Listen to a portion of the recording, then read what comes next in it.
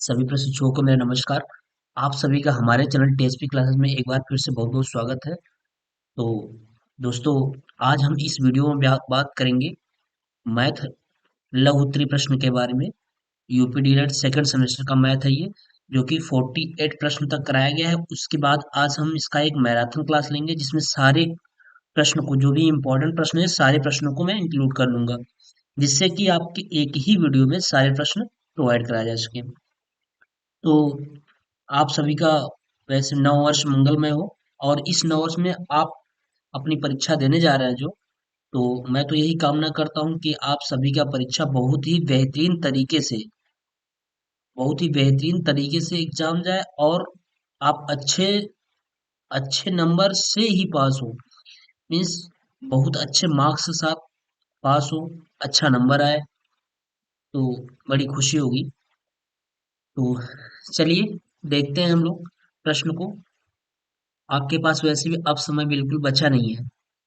आज 2 तारीख हो गया है, तो बिल्कुल समय नहीं है।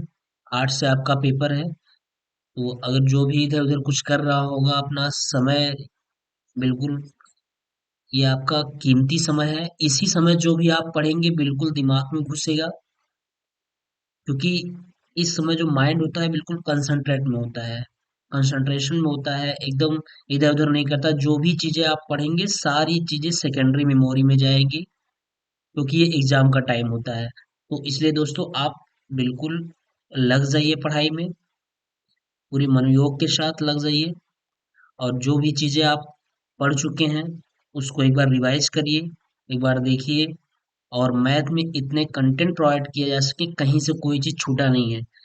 और मैं इसको एक मैराथन क्लास में कंप्लीट कर दे रहा हूँ, लघु उत्तरीय प्रश्न को सारे। उसके बाद कुछ बच्चों के पास पवन की सीरीज है, वो बोल रहे थे सर पवन की सीरीज करा दीजिए।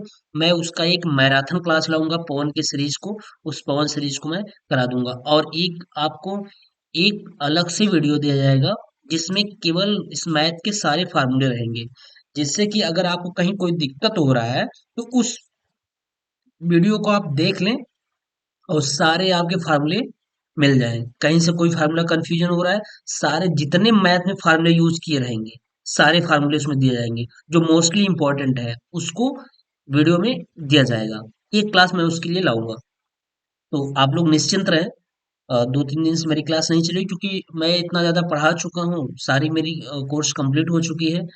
बस कुछ चीज़ें बाकी थी जो कि अब से कंटिन्यू हो जाएंगी।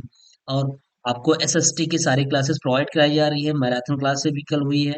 आप उसको देखिए, उसमें जो भी कंटेंट तैयार किया गया है बहुत ही तगड़ा और जबरदस्त कंटेंट तैयार किया गया है।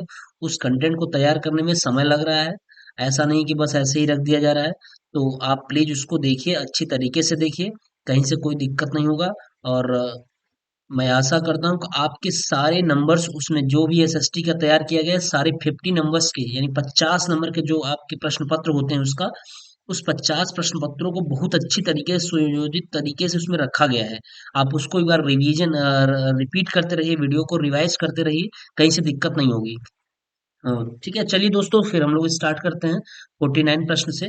यहाँ से हम लोग का छूटा हुआ था। तो देखिए इसमें कह रहा है निम्नलिखित आंकड़ों के लिए 5 का वर्ग अंतराल लेकर बारंबारता सारणी बनाइए। हमने बताया है कि बारंबारता सारणी से एक प्रश्न अवश्य आता है, और आप देखे भी हैं, आप सीरीज को उठाए भी होंगे कि इससे प्रश्न अवश्य आता है।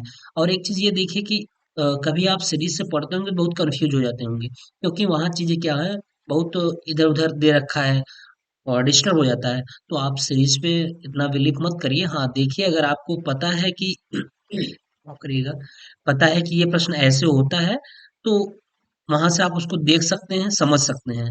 अदरवाइज थोड़ी सी चीजें इधर उधर दे रखी हैं, जिससे कि बच्चों को काफी डिस्टर्ब होता है।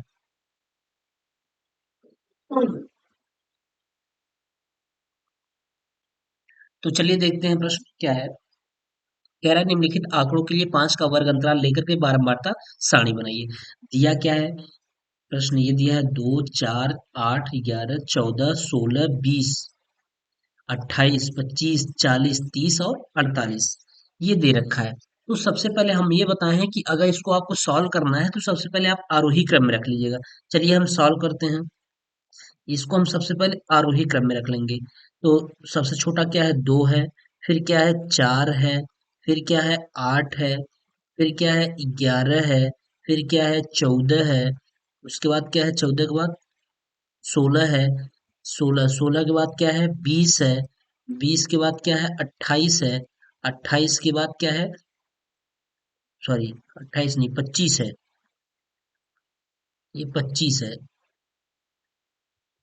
ठीक है 25 है, 25 के बाद क्या है 28 है, 25 हो गया 28 हो गया उसके बाद 30 ही है, 30 हो गया, 30 हो गया, 25 28 30, उसके बाद इधर तो कुछ बचा नहीं है, 30 के बाद 48 होगा। अब एक बार ऊपर वाले को भी काउंट कर लीजिए और नीचे को काउंट कर लीजिए, देखिए बराबर संख्या है, 1 2 3 4 5 6 7 8 9 10 11 12, इसमें कितना है 1 2 3 4 5 6 7 8 9 10 11, एक छूट रहा है।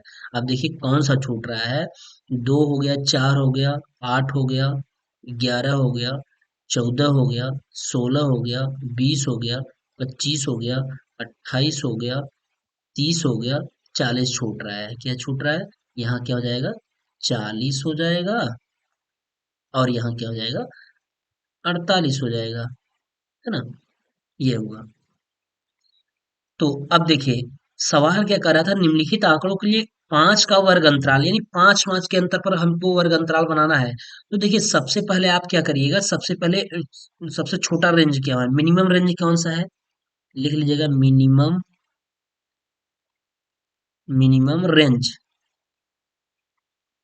मिनिमम रेंज कितना है 2 है, और मैक्सिमम रेंज कितना है, मैक्स रेंज कितना है, मैक्स रेंज आपका 48 है। तो अब आपको एक आइडिया लग गया होगा कि हमको जो लेना है वर्ग अंतराल लेना है वो 2 से कम लेना है, यानी कितना से वर्ग अंतराल कहाँ से शुरू करना है, 0 से शुरू करना है, और कहाँ तक जाना है 48 से ऊपर तक यानी 50 तक जाना है। आपको एक आइडिया हो गया होगा कि 0 से 50 के बीच में ये सब सारी संख्याएं आ जाएंगी, यानी सभी संख्याएं कितने पा जाएंगी, 0 से 50 तक की संख्याओं में सारी संख्याएं आ जाएंगी। तो चलिए हम लोग बना लेते हैं। सबसे पहले क्या बना लेंगे, वर्ग अंतराल, वर्ग अंतराल, देखिए वर्ग अंतराल सारणी बना लीजिए, वर्ग अंतराल हो गया, उसके बाद टैली चिन्ह पूछा है क्या, सारणी बनाइए, टैली चिन्ह नहीं पूछा है, अगर आप बनाना चाहते हैं तो बना सकते हैं, अदरवाइज कोई दिक्कत नहीं है। चलिए वर्ग अंतराल हो गया, उसके बाद बारंबारता, बारंबारता, और उसके बाद अब बना दीजिए टैली चिन्ह, क्या करना है, टैली चिन्ह, जिसको बोलते हैं क्या, मिलान चिन्ह भी बोलते हैं, इसको जान लीजिएगा, इसको क्या बोलते हैं, मिलान चिन्ह, मिलान चिन्ह के भी नाम से इसको हम जानते हैं, ठीक है। चलिए वर्ग अंतराल देखिए, वर्ग अंतराल बनाइए, आपको पता है सवाल कर रहा है 5 5 के वर्ग अंतराल बनाना है आपको, तो सबसे पहले पहले किससे स्टार्ट करेंगे, 0 से 5, हम चलिए 0 से 5 कर लिए, उसके बाद 0 से 5 के बाद कितना, 5 से 10, 5 से 10, फिर 10 से 15, फिर 15 से 20, फिर 20 से 25, फिर 25 से 30, 25 से 30 हो गया, 30 से 35 हो जाएगा, 30 से 35 हो गया, 35 से 40 हो गया, और 40 से 45 हो गया, थोड़ा सा यहाँ छोटा हो गया, ऐसा करते हैं, इसको देखिए, और हम थोड़ा छोटा ले लेते हैं, यहीं से देख लीजिए, यहाँ से देखिए हम थोड़ा छोटा ले लेते हैं, 0 से 5 कर लेते हैं, यहाँ पे देख लीजिए 0 से 5, 5 से 10, फिर 10 से 15, फिर 15 से 20, फिर 20 से 25, फिर 25 से 30, फिर 30 से 35, फिर 35 से 40, फिर 40 से 45, 45 से कितना, 45 से 50, ये देख लीजिए। ठीक है, यहाँ से ऐसे देख लीजिएगा, थोड़ा सा वो छोटा हो गया था, स्पेस कम था, तो हमने इसके साइड में बना दिया, थोड़ा छोटा छोटा करके। देखिए अब कह रहा है 0 से 5, 0 से 5 के बीच में कितनी संख्या आएगी, देख लीजिए, 2 आएगी और 4 आएगी, तो कितनी संख्या आ गई, 2। 0 से 5 के बीच में कितनी आ जाएगी, 2 आ जाएगी। चलिए 2 लिख लिए, ये 2 हो गई। और 5 से 10 के बीच में, 5 से 10 के बीच में कितनी आएगी, एक तो 8 आ जाएगी, एक क्या आ जाएगी, एक 8 आ जाएगी, और बस एक ही आएगी, एक आ जाएगा, एक हो गया। 10 से 15 के बीच में देखिए, यहाँ पे 10 से 15 के बीच में, 10 से 15 के बीच में एक तो 11 आ जाएगा, एक 14 आ जाएगा, और कोई है नहीं, बस कितना आ जाएगा, 2। यानी 10 से 15 के बीच में 2 है। फिर 15 से 20 के बीच में कितनी है, मैं आपको लाइन खींच के दिखा रहा हूँ जिससे आपको कंफ्यूजन ना हो। 15 से 20 के बीच में, देखिए 15 से 20 के बीच में ये इतनी सारी हमारी चीजें हो चुकी है, इसको हटा लीजिए, इतना हो चुका है, चलिए इतना खत्म हो गया। अब 15 से 20 के बीच में देखिए, एक तो 16 आ जाएगा, और एक क्या आ जाएगा, 20 आ जाएगा, कितनी आ जाएगी, 15 से 20 के बीच में 2 आ जाएगी। 20 से 25 के बीच में, यहाँ देखिए 20 से 25 के बीच में, 20 से 25 के बीच में कौन कौन आएगा, एक 25 आएगा, बस एक ही आएगी, एक हो जाएगी। फिर 25 से 30 के बीच में कौन आएगा, 25 से 30 के बीच में इतना हो गया, हो चुका इधर का। 25 से 30 के बीच में 2 आएगी, एक 28 आएगी और एक 30 आएगी, तो कितनी हो गई, 2 हो गई, ये हो गया। फिर उसके बाद यहाँ इस पे देख लीजिएगा, फिर 30 से 35 के बीच में ये सब खत्म है। 30 से 35 के बीच में देखिए कौन सा आएगा, 30 से 35 के बीच में 48, 28, 30 हो जाएगा, 40 और 48 है ना, तो एक भी नहीं आएगा, यानी क्या आएगा, ये जीरो रहेगा, जीरो होएगा। इससे अब 35 से 40 के बीच में देखिए, 35 से 40 के बीच में, 35 से 40 के बीच में भी कोई नहीं है, क्योंकि 40, अच्छा सॉरी, 35 से 40 के बीच में एक है, 40, क्या है, 40, 40 आ जाएगा।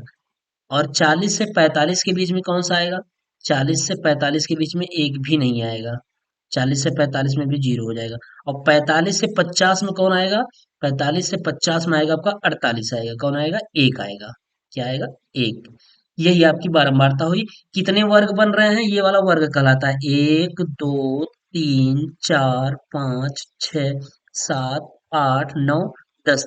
चाहते तो हम इसमें दो ना लिखते, कौन कौन, एक ये 30 से 35 वाला ना लिखते, ये वाला ना लिखते, और एक कौन लिखते, एक ये 40 से 45 वाला ना लिखते, क्योंकि इसमें कोई है ही नहीं, इसमें कोई संख्या है ही नहीं, तो इसको हम ना लिखते, कोई दिक्कत नहीं था। लेकिन हमको 5 5 के वर्ग अंतराल पर दिखाना था, इसलिए हम इसको लिख दिए, चाहे वो संख्या आए और चाहे ना आए, यानी उसमें संख्या आए और चाहे ना आए, कोई दिक्कत नहीं, लेकिन आपको लिख देना होगा। चलिए, अगर आप टैली चिन्ह बनाने के लिए कह रहा है, तो हम टैली चिन्ह बनाते, दो को ऐसे दो खड़ी पाई, एक को एक खड़ी पाई, फिर दो को दो खड़ी पाई, फिर दो को दो खड़ी पाई, फिर एक को एक खड़ी पाई, फिर दो को दो खड़ी पाई, जीरो वाला ऐसे कुछ नहीं रहेगा। ठीक है, सीधा ऐसे, जीरो के लिए ऐसे सीधा इस पे हो जाएगा, एक के लिए फिर एक खड़ी पाई, फिर जीरो के लिए ऐसे हो जाएगा। ठीक है, फिर एक के लिए एक खड़ी पाई, यही हो जाएगा, ये आपका पहले चिन्ह हो गया। ठीक है, ये इस चीज को बार बार बताया गया है, कई बार मतलब सॉल्व कराया है हम सवालों को, तो आप इसको देख लीजिएगा, क्योंकि यहाँ से प्रश्न आता ही आता है, अवश्य आता है। 2 नंबर का प्रश्न आता है, और रहता कुछ नहीं, करना कुछ नहीं होता है, बस मैक्सिमम रेंज देख लीजिएगा, मिनिमम रेंज और मैक्सिमम रेंज देख करके सवाल को लगा लीजिएगा। चलिए अगला प्रश्न कर रहा है, तीन विभिन्न चौराहों पर आवागमन सूचक बत्तियां क्रमशः 48, क्रमशः क्या दिया है, 48 सेकेंड व 72 सेकेंड तथा 108 सेकेंड के बाद बदलती हैं। यदि वे 8 बजकर 20 मिनट पर एक साथ बदले तो पुनः एक साथ कब बदलेंगी।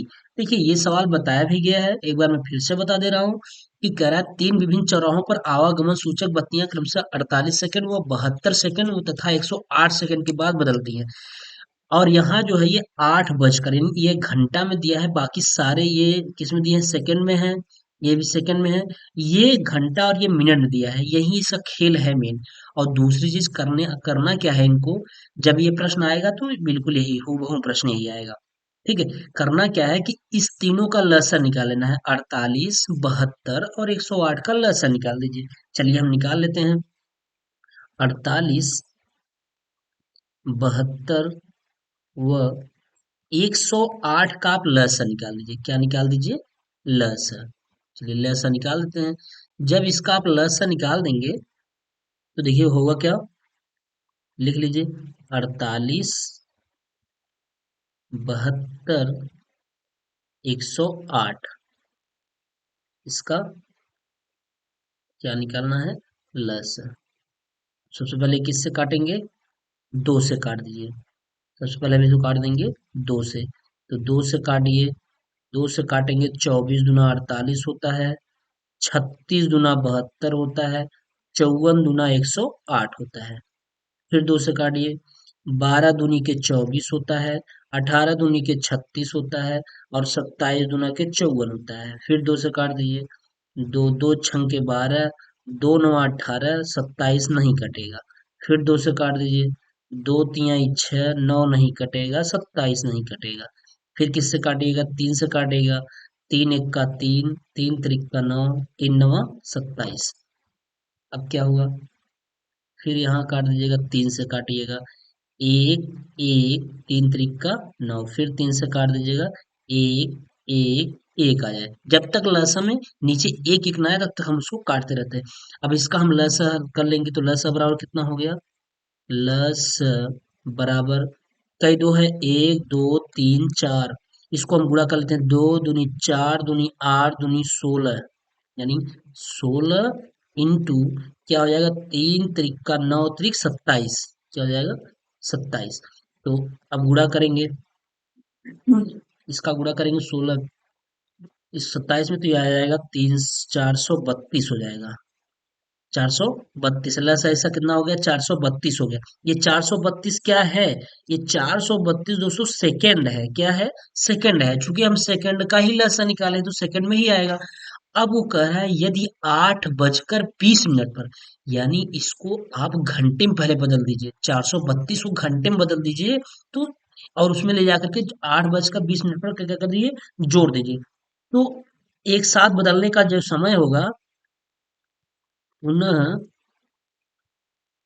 एक साथ बदलने का समय बराबर क्या होगा? ये तो इधर तो है 8 बजकर 27 मिनट, इधर तो है ही 27 मिनट। और प्लस क्या हो जाएगा? सॉरी, ये 8 बजकर 20 मिनट है। 8 बजकर क्या है? 20 मिनट है। 8 बजकर 20 मिनट है। अब प्लस ये 432 सेकंड को इसमें ऐड करना है। तो 432 सेकंड पहले इसमें क्या कर दीजिए? घंटा में बनाइए, कितने घंटे आ रहे हैं, या मिनट में बना लीजिए। मिनट ही बना लीजिए कि मिनट कितना आ रहा है, 432 कितना मिनट, 432 ये सेकंड है, इसको मिनट में बनाना है। तो क्या करेंगे? एक एक मिनट बाद 60 सेकंड होता है, तो 432 में अगर हम 60 से भाग देंगे तो कितनी बढ़ जाएगा? छह चौको 24, छह सत्ते 28, छह छा के 36, छह सत्ते 42। देखिए ये जाएगा 6 सत्ते 42, यानी कि कितने जाएगा? 6 सत्ते 42, 420 हो गया। और प्लस कितना बचा? अरे भाई, जब 432 में 60 से भाग देंगे तो कितनी बार जाएगा? 6 सत्ते 42, 7 बार गया। 42 का मतलब 420 हो गया। बचा कितना? 20, 10, 30 प्लस 12 बच गया। 7 मिनट और 12 ये सेकंड बच गया। यानी अब हम इसमें जोड़ देंगे 7 मिनट और प्लस क्या? 12 सेकंड जोड़ दिए। तो क्या हो गया? बजकर 8 बजकर 20 मिनट और 7 मिनट, कितना? 27 मिनट व 12 सेकेंड। 12 सेकेंड में वो क्या होगा? एक साथ बदल जाएगी। बस यही करना था। कि करना क्या था, ये जो 432 आया था इसको जिस सेकंड में था तो मिनट बनाना है। तो 432 सेकंड में 7 मिनट और 12 क्या होता है सेकंड होता है, क्योंकि आप 432 में जब 60 से भाग देंगे तो 6 सत्ते 42, 420 हो गया। 420 यानी 7 मिनट हो गया तो 420 हुआ। 420 में फिर बचा 12, 12 सेकंड हो गया। तो 7 मिनट 12 सेकंड हो गया। ठीक है, ये चीजें देखिए आपको इसमें करना कुछ नहीं था, बस ये 432 को अगर आपको अब भी नहीं समझ में आ रहा, 432 में आप 60 से भाग दे दीजिए ऐसे, तो छह सत्ते सत्संग 42, 420 हो गया। ये यहाँ दो उतरा और यहाँ तीन में से दो गया एक, ये सात ये मिनट में चेंज हो गया, माफ करिएगा, ये किस में चेंज हो गया, ये मिनट में, ये वाला हमारा मिनट में चेंज हो गया।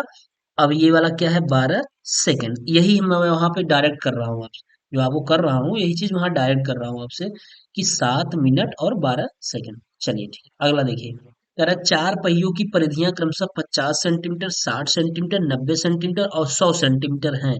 कम से कम कितनी दूरी चलने में चारों पहिए एक साथ पूरे चक्कर लगा लेंगे। हमने बार बार सवाल को बताया है कि अगर कम से कम और ज्यादा से ज्यादा की बात आए, जब कम से कम की बात आती है तो हमेशा क्या निकाला जाता है, ल से निकाला जाता है। इस चीज को मैं पहचानने का तरीका आपको बताया हूँ। अगर सवाल में कम से कम कहा है तो वहां ल से निकालना है, क्या निकालना है, ल से। और अगर अधिक से अधिक कहा है, अधिक से अधिक अगर ये कह रहा है तो वहां क्या निकालना होता है, म सा निकालना होता है। इस चीज को ध्यान रखिएगा आप लोग। ठीक है, अगर कम से कम कहेगा तो आप ल सा निकाल दीजिएगा, ज्यादा से ज्यादा कहेगा तो क्या निकाल दीजिएगा, म सा। तो हम क्या करेंगे, 50, 60, 90 और 100 का क्या निकाल देंगे, ल सा निकाल देंगे। तो लेकिन और एक चीज और भी ध्यान दीजिएगा, सवाल में क्या कह रहा है कि चार पहियों पर ही इतना इतना इतना इतना सेंटीमीटर, कम से कम कितनी दूरी चलने पर चारों पहिए एक साथ पूरे चक्कर लगा लेंगे। ठीक है, कुछ नहीं, सीधा सीधा आप ऐसा क्या निकाल दीजिए, ल सा निकाल दीजिए। चलिए ल सा निकाल देते हैं, 50, 60, 90 और 100, इसका ल सा निकाल दीजिए। जब इसका ल सा निकालेंगे तो पहले दो से काटेंगे, सब छोटी संख्या दो से काटी जाती है, दो से, तो 25 हो गया, ये 30 हो गया, ये 45 हो गया और ये 50 हो गया। दो से सब कट गए, फिर दो से काटिए, दो से 25 तो कटेगा नहीं, नहीं कटेगा।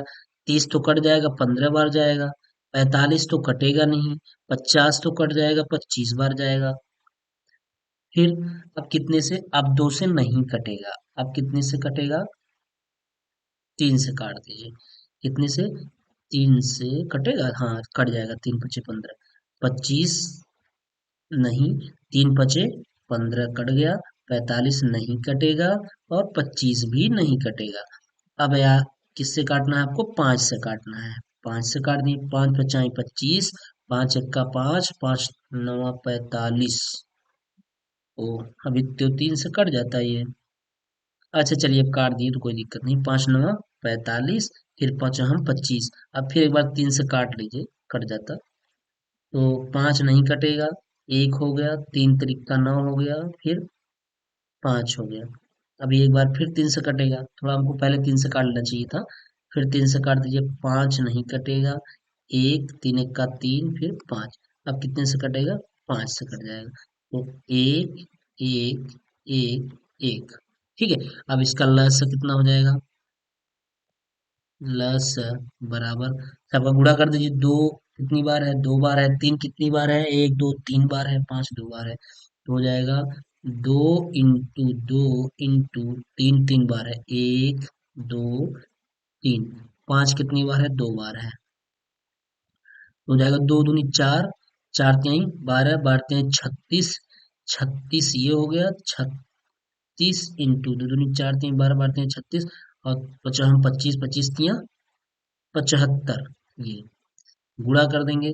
75 में 36 का तो गुणा करेंगे तो 36, पाँच छंग 30 का ही जीरो और पाँच तिहाई 15, 15 तीन 18 20, ये 900 हो जाएगा। कितना हो जाएगा, 900।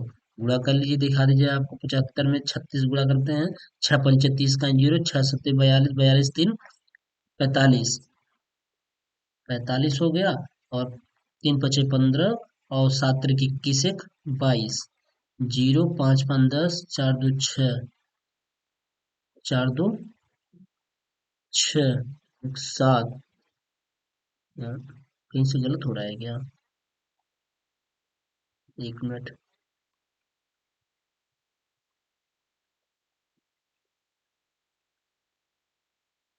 दो दूनी चार, तिहाई 12, 12 तिहाई 36, और पचहम 25, 25 तिया 75। 900 नहीं होगा, एक मिनट, कहीं गलत हो रहा है। 25 तिया 75। इसमें कैलकुलेशन में कहीं प्रॉब्लम हुई है। दो 25, 30, 45, 50, ठीक है। ये हुआ। और मैं चाहिए 45, अच्छा हम 25, 36 टू 2700। हो जाएगा, कितना हो जाएगा? 2700। कितना हो जाएगा? 2700। ये हो गया। चार दो छः एक 7। 2700 सेकेंड बाद, 2700 सेकेंड बाद, ठीक है, पूरे चक्कर लगा लेगी। क्योंकि इसी का जो लस है वही तो हमको निकालना है। ठीक है।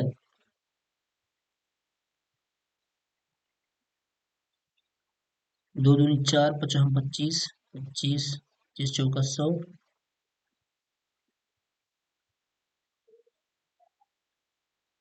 ठीक है, सही है।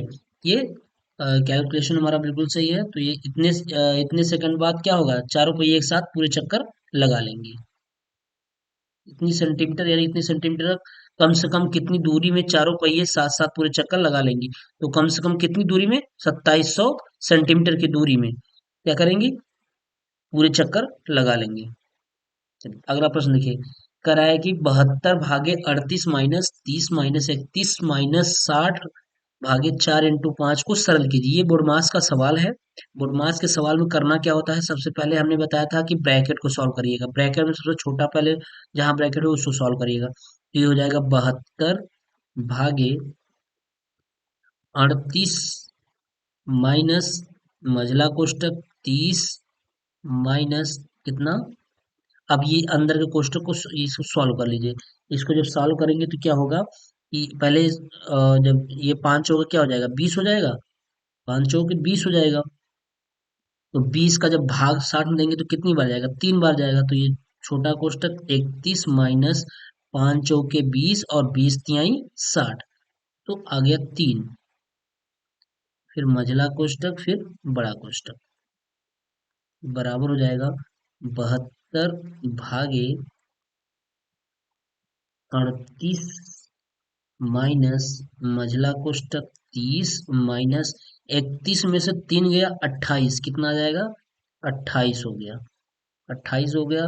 फिर मझला कोष्टक लग जाएगा, छोटा कोष्टक काम खत्म हो गया। ये हो जाएगा 72 भागे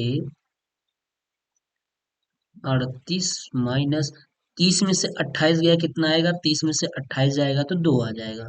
2 हो गया, मझला कोष्टक भी खत्म हो गया। आ गया क्या? बड़ा कोष्टक आ गया। तो हो जाएगा 72 भागे कितना हो गया? 38 में से 2 गया, कितना आ गया? 36। 36 दूना 72। जब भाग देंगे 36 का 72 में तो कितना आएगा? 2 आ जाएगा। यही क्या हो गया? आंसर हो गया। ठीक है, आपका उत्तर 2 हो गया।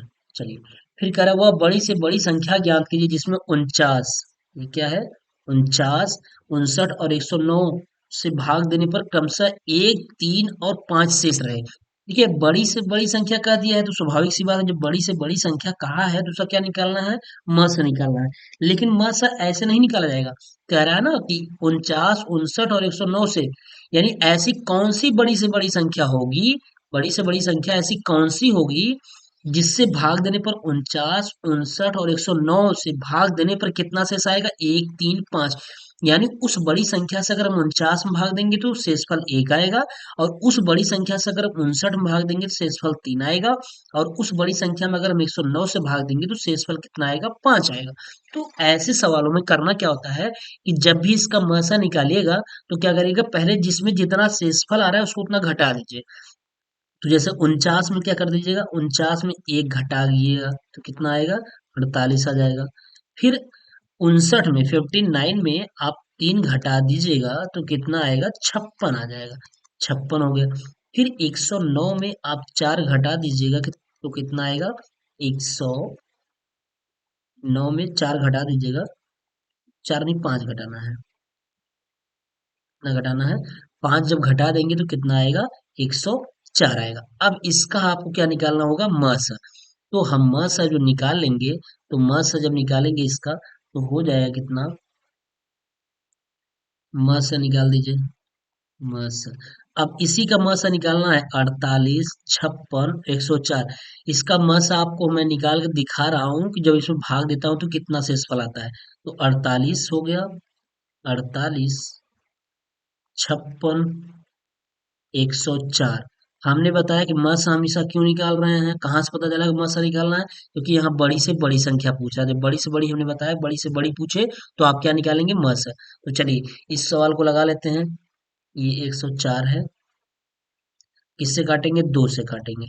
2 दूनी 4, 2 चौके 8, फिर 2 दूनी 4, 2 अट्ठे 16, 2 पंचे 10 और 2 दूनी 4, फिर 2 से कटेगा भी, 2 से कट जाएगा 12 हो जाएगा। और एक ना 14 दूना 28 होता है, ये 26 दूना 52 होता है। फिर 2 से कट जाएगा, 2 छंके 12 हो जाएगा, 2 सत्ते 14 और 13 दूना 26। अब कितने से कटेगा, 2 से कट जाएगा, 2 से कट गया, 2 तिहाई 6 और 7 हो गया और 13। अब देखिए ये सब विषम संख्या है, 3 7 13, ये सब विषम संख्या है। मासा हमारा वही होता है जो कॉमन मिले, तो मासा हमारा क्या हो जाएगा, एक इसका जोड़ा ये इसके साथ, एक इसका जोड़ा इसके साथ, तो क्या हो जाएगा, यानी कि ओवरऑल हमारा हो जाएगा, देखिए 2 4,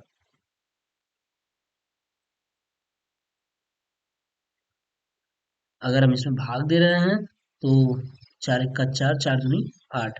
अगर हम 4 से भाग दे रहे हैं 49 में तो कितना बच रहा है, 4 एक का 4, 4 दूनी 8, 12 चौके 48, कितना आया, एक शेषफल आया, आया कि नहीं आया, एक शेषफल।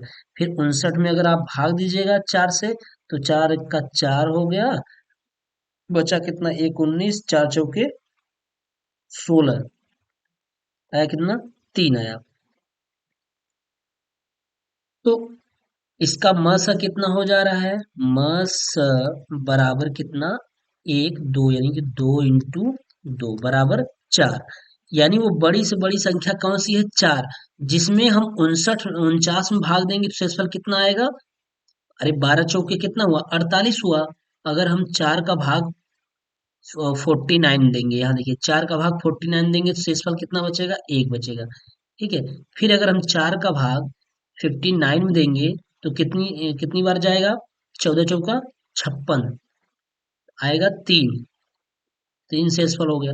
फिर अगर हम 4 का भाग 109 में देंगे तो 4 दूनी 8, बचा कितना, 2 29 हो गया, 4 सत्ते 28। अगर हम 109 में भाग दे रहे हैं 4 से, देखिए मैं दिखा रहा हूँ, 4 दूनी 8, बचा कितना, 2 बचा, 29 हो गया, 4 सत्ते सच्चों के 28, 10 में 60 गए 2, यहाँ कितना बचा, 9, 4 सत्ते 28, एक से इस पर, लेकिन गलत हो रहा है क्या,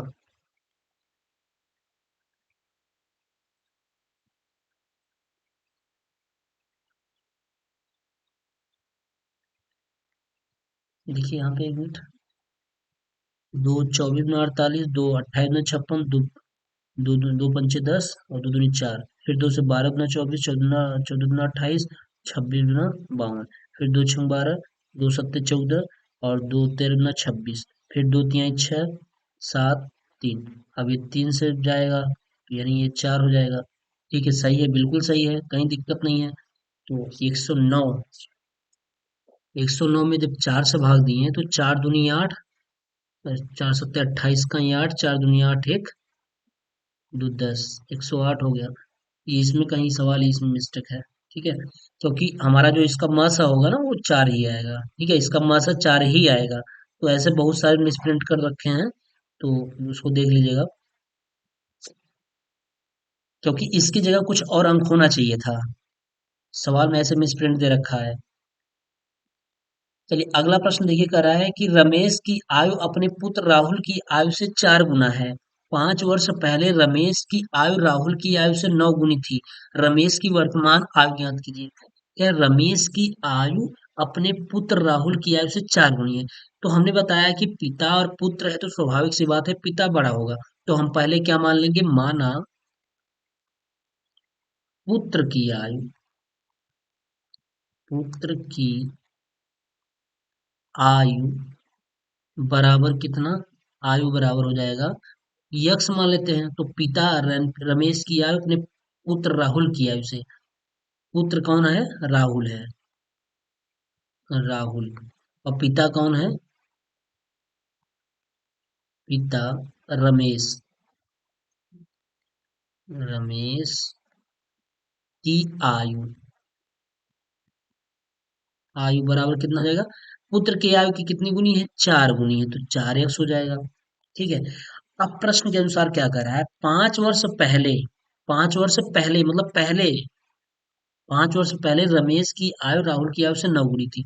तो 5 वर्ष पहले तो दोनों का कम रहा होगा। 5 वर्ष पहले, जब ऐसे कहे तो हम 5 वर्ष पहले बच्चे की उम्र में भी कम करेंगे और पिता के उम्र में भी कम करेंगे। 5 वर्ष पहले राहुल की आयु, राहुल की आयु बराबर कितना, तो कितना हो जाएगा 5 वर्ष पहले, तो पहले यक्स था, यानी ये माना क्या गया यक्स है, और 5 वर्ष पहले कितना हो जाएगा, यक्स -5 हो जाएगा। ये प्रश्नानुसार कह रहा था, प्रश्नानुसार। ठीक। अब 5 वर्ष पहले, 5 वर्ष पहले उसके पिता अर्थात रमेश की आयु, रमेश की आयु बराबर कितना हो जाएगा, 4x-5, इसमें भी कम हो जाएगा। ठीक है, इसमें भी 5 कम हो गया। ठीक है, उसके बाद अब सवाल क्या कर रहा है, 5 वर्ष पहले तो हमने बना लिया, रमेश की आयु राहुल की आयु से 9 गुनी थी। तो भाई पिता ही तो ज्यादा होगा, तो तुलना हमको कराना है x-5 और किससे, 4x-5, इसी समीकरण को बराबर करना है। अभी बराबर नहीं है। अब इसमें जो कह रहा है रमेश की आयु राहुल की आयु से 9 गुनी थी, ये पिता 9 गुना था और पुत्र 9 गुना छोटा था। अगर हमको बराबर करना है तो पुत्र वाले में 9 गुना कर देंगे, तो हमारा ये दोनों क्या हो जाएगा, समीकरण बराबर हो जाएगा। तो जिसमें कहे गुना करने के लिए उसमें नहीं करना है, उसके अपोजिट में करना है। तो हम इसमें कर दिए, तो क्या हो गया, 9x-9 × 5 = 45 हो गया, और बराबर कितना हो गया, 4x-5 हो गया। तो 9x में 9x-4x इधर ला दिए, बराबर -5 उधर है, अब +45 चला जाएगा उधर। तो क्या 9 में से 4 गया, कितना आ जाएगा, 5x, बराबर 45 में से 5 गया, कितना आ जाएगा, 40। तो x बराबर कितना आ जाएगा, x बराबर 5 × 8 = 40, x बराबर कितना आ गया, 8 आ गया। यानी कि किसका आ गया, पुत्र, पुत्र की उम्र कितनी आएगी, पुत्र की आयु बराबर 8 वर्ष, और रमेश यानी पिता की उम्र कितनी हो जाएगी, 4 गुनी है उसकी। रमेश की वर्तमान आयु पूछ रहा है, तो रमेश की वर्तमान आयु कितनी हो जाएगी, रमेश की वर्तमान आयु बराबर 4 × 8, 8 × 4 = 32 वर्ष। तो पिता यानी रमेश की वर्तमान आयु कितनी हो जाएगी, 32 वर्ष हो जाएगी। ठीक है, ये प्रश्न रहा। तो बस आपको ध्यान यहाँ पे देखना है कि 5 वर्ष अगर पहले कहे या 5 वर्ष बाद कहे, तो 5 वर्ष पहले कहेगा तभी बच्चे वाले में भी घटेगा और पिता में भी घटेगा। और 5 वर्ष अगर बाद कहे, कुछ भी कहे, पहले या बाद कहे, तो दोनों में पहले कहेगा तो घटेगा और बाद में कहेगा तो उसमें जुड़ेगा। ठीक, वो दोनों के केस में होगा, चाहे वो जितनी भी उम्र के हो। और दूसरी चीज, जब हमारा समीकरण बनाना होता है, समीकरण जब बनाना होता है तो वहां ये देखना होता है कि पिता की जो उम्र, यहाँ पे देखिए, पिता की जो उम्र थी, कह रहा था कि पुत्र के उम्र की 9 गुनी है। तो भैया अगर इसमें 9 का गुणा करें, उसी में 9 गुणा करा देंगे, यानी 9 का मल्टीप्लाई अगर हम पिता वाले में ही करा देंगे, तो 9 दूनी वो 18, यानी 9 9 81 गुना हो जाएगा ना, वो 81 गुना हो जाएगा। हमको बराबर करना है, तो इसमें जिसमें कहे गुना करने के लिए उसमें गुना नहीं करनी है, अगले वाले केस में गुना कर देनी है। या इसमें गुना कर दीजिए या तो फिर इसमें क्या कर दीजिए, उसी वाले में जिसमें कहे उसमें भाग कर दीजिए। अगर गुना करने के लिए कहे तो भाग करिए उसी वाले में, या फिर उसके जस्ट अपोजिट में गुना करिएगा। इस चीज का ध्यान रखिएगा। और ये सब प्रश्न, काफी प्रश्न आपके सीरीज में गलत दिए हुए हैं, उससे आप परेशान मत होइएगा। क्योंकि ऐसी कंडीशन हो जाती है कि उसमें दिया क्या कुछ और रहता है और पूछता कुछ और है, आंसर कुछ और आता है। चलिए अगला कह रहा है निम्नलिखित संख्याओं की बारंबारता सारणी बनाइए। अब देखिए कह रहा है इसकी बारंबारता सारणी बनानी है। तो बारंबारता सारणी अभी तो बताया ही गया है कि बारंबारता सारणी कैसे बनेगी। जैसे निम्न संख्या, इसमें संख्या की इसमें वर्ग अंतराल वगैरह नहीं बनेगा, केवल बारंबारता सारणी बनेगी। तो संख्या दिया हुआ है, जैसे 12 दिया है, 12 कितनी बार है उसको बना लीजिए। यहाँ कर लीजिए संख्या, संख्या दिया है और इसका क्या बनाना है, बारंबारता। तो बारंबारता, तो संख्या कौन सा है, सबसे छोटी संख्या कौन सी है इसमें, 12 है। हाँ 12 है, 12 लिख लीजिए। और सबसे छोटी संख्या कितनी 12 के बाद कौन सी है, 13 है, 13 लिख लीजिए। 13 के बाद 14, 14 लिख लीजिए। 14 के बाद 15, 15 लिख दीजिए। 15 के बाद 16, 16, 16 के बाद 17 तो आया है, नहीं आया। अब इसमें देखना क्या है कि ये जो संख्या 12 है ये कितनी बार आया है, बारंबारता का मतलब कौन कितनी बार रिपीट हुआ है। तो अब कौन कितनी बार आया है, देखिए 12 कितनी बार आया है, एक बार, एक और दो, कितनी बार आया है, दो बार। बारंबारता यानी 12 की बारह, संख्या 12 की बारंबारता कितनी होगी, दो होगी। 13 कितनी बार आई है, एक 13, दो 13, कितनी बार आई है, दो बार। 13 भी आई हमारी दो बार। फिर उसके बाद 14 की बात आती है। 14, 14 कितनी बार आया है, एक 14, बस 14 एक ही बार आया है। उसके बाद 15 की बात कर लें, 15 कहाँ है, एक 15, दो 15, तीन 15 और चार 15, कितनी बार आया है 15, चार बार आया है। और 16 कितनी बार आया है, एक 16, दो 16, तीन, कितनी बार आया है, तीन बार आया है, तीन। अगर इसका आपको टैली चिन्ह बनाना है तो टैली चिन्ह हम आपको बनाना बताए हैं कि अगर दो है तो दो लाइन खड़ी लाइन, तीन है तो तीन खड़ी लाइन, चार है तो चार खड़ी लाइन, पांच है तो चार चार खड़ी लाइन और एक क्रॉस कर दीजिएगा, वो इसकी टैली चिन्ह हो जाएगी। ठीक है, ये हो गया। चलिए अगला प्रश्न देखिएगा, निम्नलिखित चित्र में त्रिभुज एबीसी और त्रिभुज पीक्यूआर समरूप है। यदि त्रिभुज एबीसी की भुजा AB 2 सेंटीमीटर, BC 3 सेंटीमीटर तथा AC 2.8 सेंटीमीटर और त्रिभुज PQR की भुजा QR कितना दिया है, 1.5 हो, तो त्रिभुज PQR की शेष भुजाओं का मान ज्ञात कीजिए। पहले हम लिख लेते हैं, और ऐसा हम सवाल बताए हैं, पिछले ही सवाल में बताया गया है, पिछले ही सॉरी पिछले वीडियो में ये सेम टू सेम सवाल बताया गया है। मैं आपको लिख के बता रहा हूँ यहाँ पे कैसे है, कौन कितना है। ए बी कितना है पहले देख लीजिए, ए बी कितना है, 2 सेंटीमीटर, ए बी वाली है 2 सेंटीमीटर। BC कितना है, 3 सेंटीमीटर। और AC कितना है, 2.8 सेंटीमीटर। त्रिभुज पी क्यू आर की QR कितना है, QR कितना हो गया, 1.5 सेंटीमीटर। त्रिभुज पी क्यू आर की शेष भुजा, एक ये भुजा पूछ रही है और एक ये भुजा पूछ रही है। सेम डिक्टो सवाल पिछली वीडियो में बताया गया है, आप वहां देख लीजिए। और आपको ये भी बताया गया है अगर BC 3 है और QR 1.5 है, तो ये भी आपका जो AB 2 है, तो PQ भी क्या होगा, इसका आधा हो जाएगा। देखिए इस 3 का आधा 1.5 है कि नहीं है, तो ऐसे इस 2 का आधा भी कितना हो जाएगा, एक हो जाएगा। और ये 2.8 वाले का इसका आधा कितना हो जाएगा, 1.4 हो जाएगा सेंटीमीटर।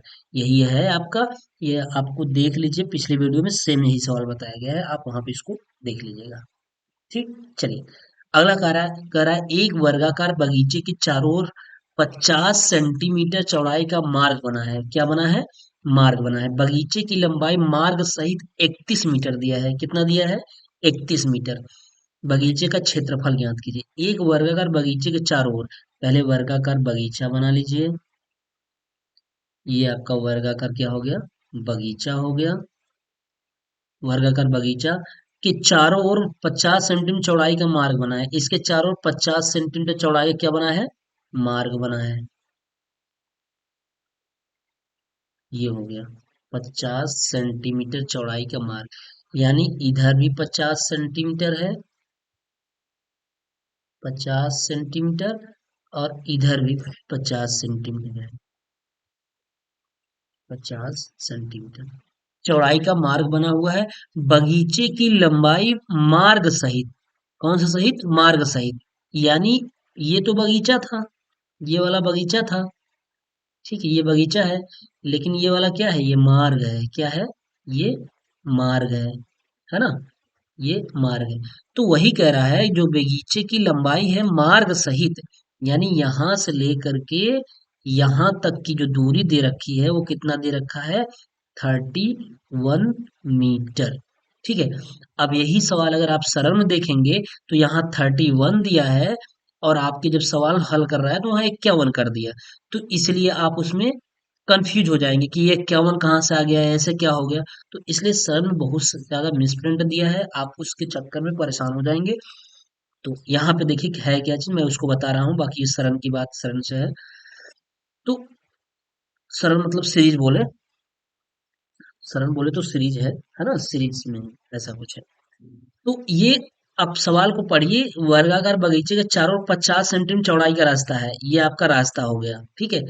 मार्ग बना हुआ, बगीचे की जो लंबाई दिया है ना, वो मार्ग सहित पूरा दिया है 31 मीटर। अगर मैं आपसे कहूं केवल बगीचे का लंबाई बताइए, यानी इतनी की लंबाई बताइए, यहाँ से लेके यहाँ तक की आप केवल लंबाई बताइए, तो कितना हो जाएगा? भैया 50 सेंटीमीटर का मतलब क्या होता है? आधा मीटर होता है। बिल्कुल होता है, आधा मीटर इधर से निकल गया और आधा मीटर इधर से निकल गया। ओवरऑल कितना मीटर निकला? 1 मीटर निकल गया। यानी बगीचे की लंबाई बराबर कितना हो जाएगा?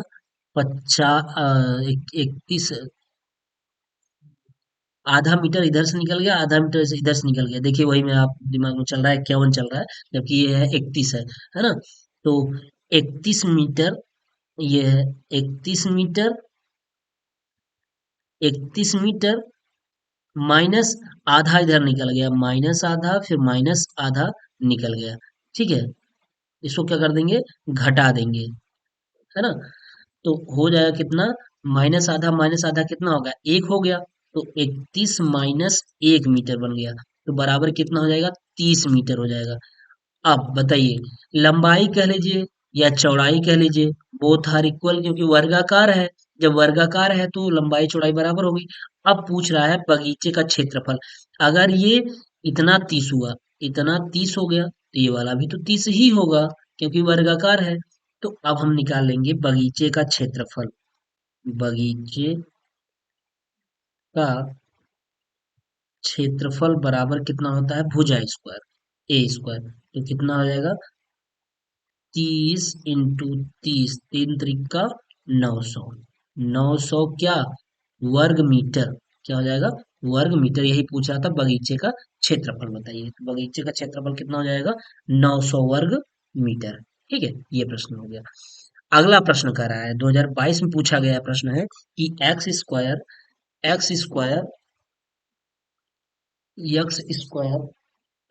+1/(x² बराबर 82/9), तो x³ -1/(x³ की वैल्यू पूछ रहा है। तो देखिए इसमें इस तरीके के सवाल में थोड़ा सा ये सवाल होता क्या है कि यहाँ स्क्वायर के फॉर्म में दिया है, यहाँ क्यूब के फॉर्म में दिया है, ठीक है। स्क्वायर के फॉर्म में और क्यूब के फॉर्म में दिया है, तो ऐसा करना होता है कि सबसे पहले हम क्या कर लें, एक्स एक्स +1/(x) की वैल्यू निकाल लेते हैं। देखते हैं कि x² +1/(x² दिया है, तो अगर हम फार्मूला लगा देते हैं क्या, a+b का होल स्क्वायर वाला लगा दें अगर, क्या हो जाएगा? a² + b² + 2ab, ये लगा दें, ठीक है। तो यहाँ से इसकी वैल्यू पता है, और इसका जब मान निकल जाएगा तो हम क्या करेंगे, इसकी a - b का होल क्यूब लगा देंगे। देखिए कैसे दिखाते हैं आपको। पहले हम a+b का होल स्क्वायर फार्मूला लगाएंगे, यानी x+1/(x) का होल स्क्वायर वाला फार्मूला लगा देंगे, तो होगा a² + b² + 2ab। ab का मतलब क्या हो, वो तो कट जाता है, x × 1/(x), ये x से x कैंसिल हो जाता है, तो x+1/(x) का होल स्क्वायर बराबर x² +1/(x² की वैल्यू कितनी है? 82/9, और प्लस कितना हो जाएगा? दो हो जाएगा। तो 9 दूनी 18। अगर 82 - 18 कर देंगे तो 12 में से 8 गया 4, और यहाँ कितना बचेगा? 7 में से गया 6, 64 हो जाएगा और आराम से आ जाएगा आपका। तो हो जाएगा कितना? x+1/x का होल स्क्वायर बराबर 82 और प्लस 8×2 = 10, 8×1 = 10, 100 हो जाएगा। जोड़ देना है, ये जोड़ना है। तो 9 दूनी 18 हो गया और बटा कितना हो गया? 9 हो गया। ठीक, तो ये हो जाएगा कितना? x+1/x का होल स्क्वायर बराबर कितना हो जाएगा? 82 8 90 10 100, कितना हो गया? 100 के बटा कितना हो गया? 9। तो यहाँ से अगर स्क्वायर हटाएंगे तो x+1/x बराबर कितना हो जाएगा? इधर जाके करड़ी लग जाएगी। 100 का बटा 9 हो जाएगा, बिल्कुल हो जाएगा। 10 का वर्गमूल, 100 का वर्गमूल 10 होता है, 9 का वर्गमूल 3 होता है। तो x+1/x बराबर कितना आ गया? 10/3 हो गया। कितना आ गया? 10/3 हो गया। जब 10/3 हो गया तो अब क्या हो जाएगा? अब यही मान निकल गया। x+1/x बराबर 10/3 आ गया। अब प्रश्न क्या पूछ रहा था? पूछ रहा था कि a³ - b³ का मान बताइए। तो चलिए कोई बात नहीं है, बस यहीं से इसका क्यूब कर दीजिए। इसका क्या कर दीजिए? क्यूब। यानी कैसे कर देंगे? अगर हम इसका a³ + b³ का फॉर्मूला लगाए, x³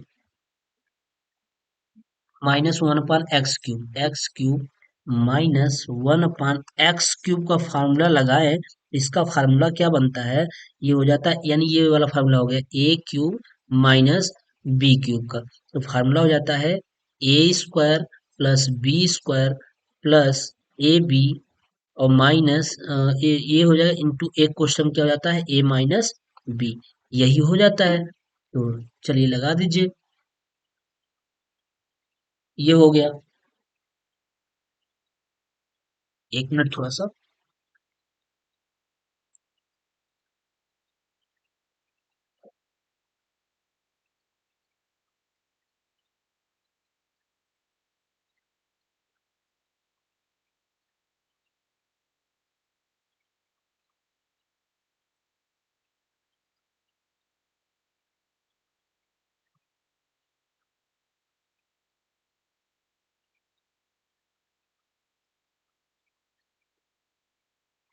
ठीक है, तो ये हो जाएगा।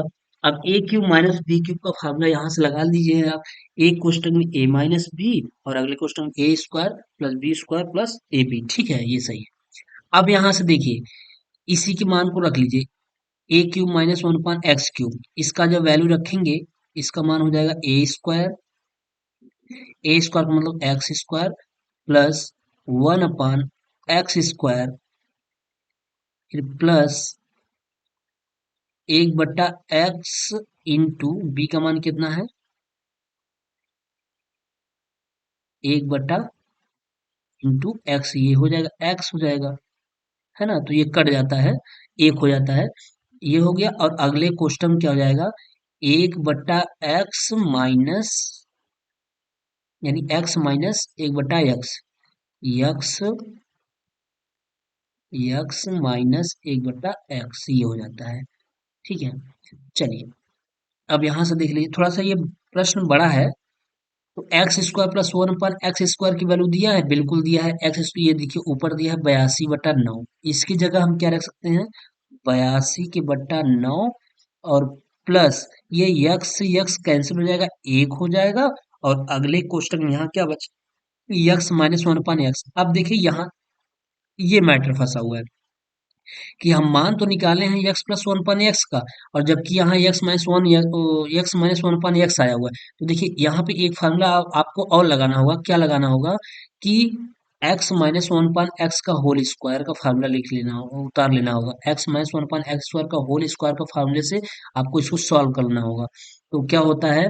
ये हो जाता है x प्लस, ये फार्मूला एक और मैं आपको बता रहा हूँ, होता ये है कि अगर a - b का होल स्क्वायर बराबर है तो इसको हम क्या लिख सकते हैं?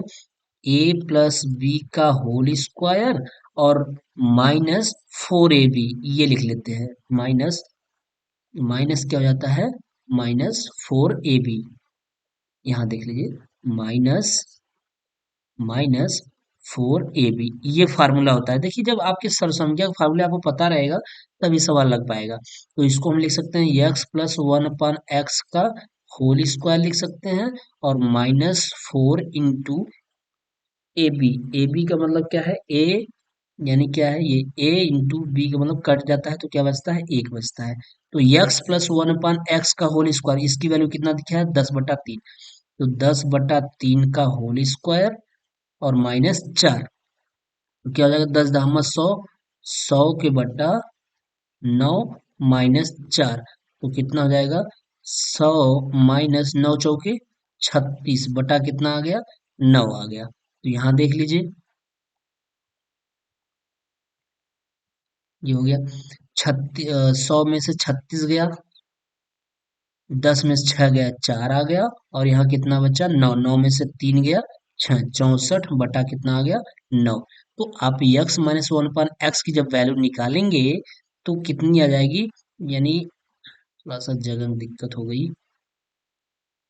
यहाँ देख लीजिए, यहाँ इसको ब्रैकेट बंद कर दीजिए, और ये यहाँ देख लीजिए, यहाँ पे, यहाँ के बाद सीधा यहाँ देख लीजिएगा, मैं आपको बना दिया हूँ तीर। तो हो जाएगा कितना, ये x-1/x का स्क्वायर, x-1/x का स्क्वायर बराबर कितना हो गया, 64/9, 64/9। तो इसको हम लिख लेंगे, x-1/x का जब वर्गमूल लेंगे, स्क्वायर हटाएंगे तो इधर 8×8 = 64, 3×3 = 9, कितना आ गया, x-1/x = 8/3। यानी इसके जगह हम क्या रख लेंगे, 8/3 रख लेंगे, 8/3। अब इसको हम सॉल्व कर देंगे, आंसर हो जाएगा। थोड़ा ये इसमें दो तीन प्रश्न मतलब सवाल जो बनाया हुआ है लेंदी बना रखा है, क्योंकि इसमें दो तीन सरल संख्या का प्रयोग करना है, ठीक है। तो ये होगा।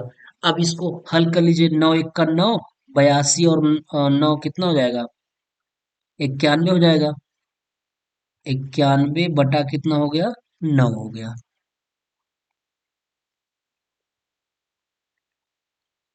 ठीक है। और इंटू कितना हो गया, 8, 8/3। तो हो जाएगा क्या, कटेगा, 3×3 = 9, नहीं कटेगा।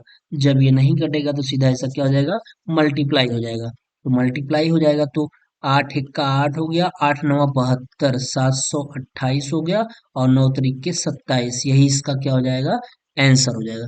तो देखिए इसमें कई फार्मूले का प्रयोग किया गया है, इसीलिए मैं कह रहा हूँ अगर आपको फार्मूले पता रहेंगे, जो फार्मूला अगर आपको याद रहेगा तो बड़े आसानी से सवाल हो जाएगा, नहीं तो थोड़ा सा दिक्कत होगा। तो हम इसके लिए एक वीडियो ला रहे हैं, जितने भी फार्मूले होंगे सारे फार्मूले के वीडियो उसमें, सारे फार्मूले उसमें उस वीडियो में रहेंगे, ठीक है। तो चलिए देखते हैं अगला प्रश्न, इसको एक बार दो बार देख लीजिएगा, प्रैक्टिस कर लीजिएगा, क्योंकि ये ऐसा सवाल ही पूछा हुआ है, ऐसा सवाल ही पूछा हुआ है कि थोड़ा सा लंबा ये सवाल बनेगा, इसमें दो तीन फार्मूले का प्रयोग किया जाएगा। चलिए अगला सवाल देखिए, कह रहा है माँ की आयु पिता की आयु से 5 वर्ष कम है। 10 वर्ष पूर्व दोनों की आयु का अनुपात 5:6 था। माँ की वर्तमान आयु ज्ञात कीजिए। देखिए माँ और पिता है तो स्वाभाविक सी बात है, पिता की उम्र ज्यादा होगी, माँ की उम्र कम होगी। तो मान लीजिए कि माँ की आयु पिता की आयु से 5 वर्ष अधिक है, तो माना माना माता की आयु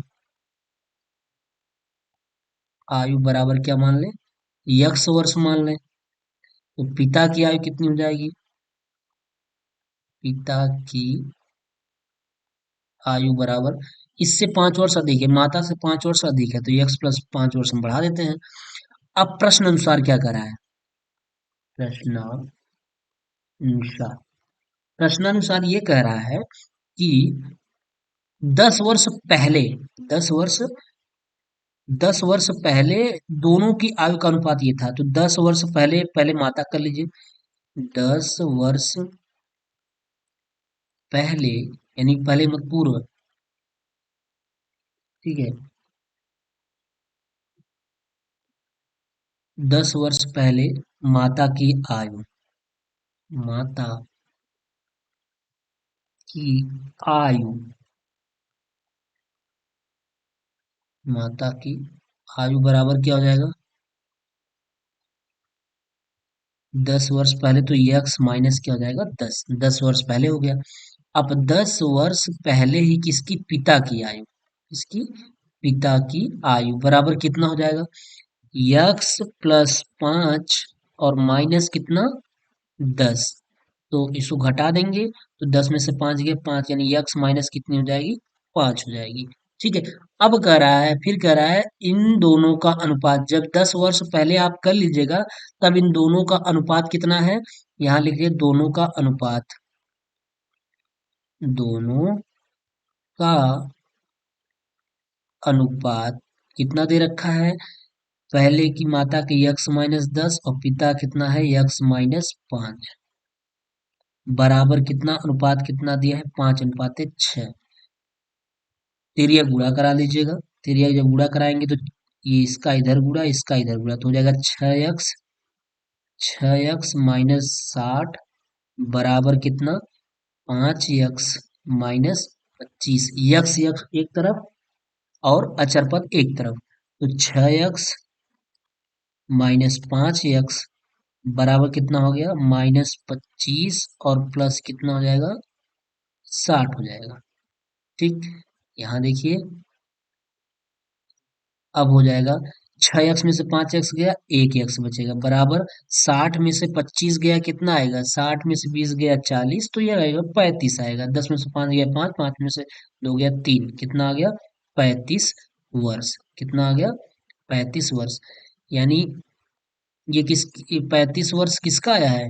ये 35 वर्ष माँ का आया है, क्योंकि ये माँ को माना गया है क्या? यक्स। तो पूछ क्या रहा है सवाल? सवाल ये कह रहा है कि माँ की वर्तमान आयु, वही पूछ रहा है, माँ की वर्तमान आयु।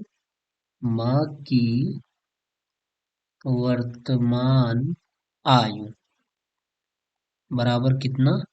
35। 35 वर्ष, है ना? अगर पिता कर दे तब, पिता उससे क्या है? 5 वर्ष अधिक है, तो 35 और प्लस कितना हो जाएगा? 40 हो जाएगा। तो 35 और प्लस कितना हो गया? 5 बराबर 40 वर्ष। ठीक। लेकिन वो पूछ रहा है माँ की, पूछ रहा है, तो आंसर आपका कितना आ जाएगा? 35। 35 वर्ष आ जाएगा। ठीक है। चलिए अगला प्रश्न देखिए। कह रहा है एक कमरे की लंबाई 64 मीटर 7 मीटर तथा चौड़ाई 20 मीटर है, 21 सेंटीमीटर है।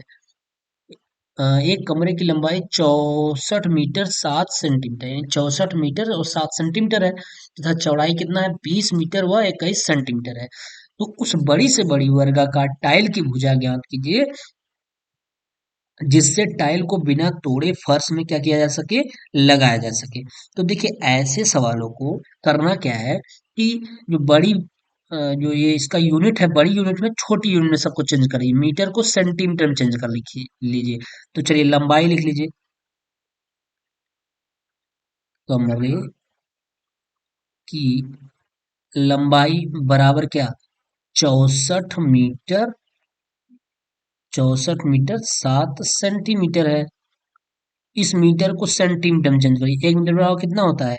1 मीटर बराबर 1000 सेंटीमीटर होता है। ये कितना होगा? 6400, यानी 6400 किसमें हो गया? सेंटीमीटर में, और प्लस 7 सेंटीमीटर, सेंटीमीटर, सेंटीमीटर में चेंज हो गया। तो कितना हो गया? 6407 किस में आ गया? सेंटीमीटर में। अब लंबाई, कमरे की लंबाई हो गई, कमरे की अब चौड़ाई कितनी हो जाएगी? इसी प्रकार चौड़ाई भी निकाल दीजिए। चौड़ाई चौड़ाई दिया है 20 मीटर और 21 सेंटीमीटर दिया है। ठीक है। इसको 20 मीटर में ये हो जाएगा तो कितना हो जाएगा? 2000। 2000 और प्लस कितना हो जाएगा? 21 सेंटीमीटर।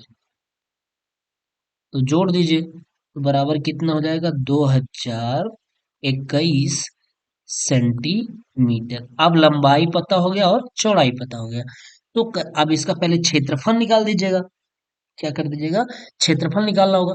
लेकिन क्षेत्रफल से मतलब है नहीं यहाँ पे, यहाँ ये कह रहा है बड़ी से बड़ी वर्गाकार टाइल। तो भैया बड़ी से बड़ी वर्गाकार टाइल का मतलब हमने बताया, जब बड़ी से बड़ी पूछे तो आप क्या निकालिएगा? म सा निकालिएगा।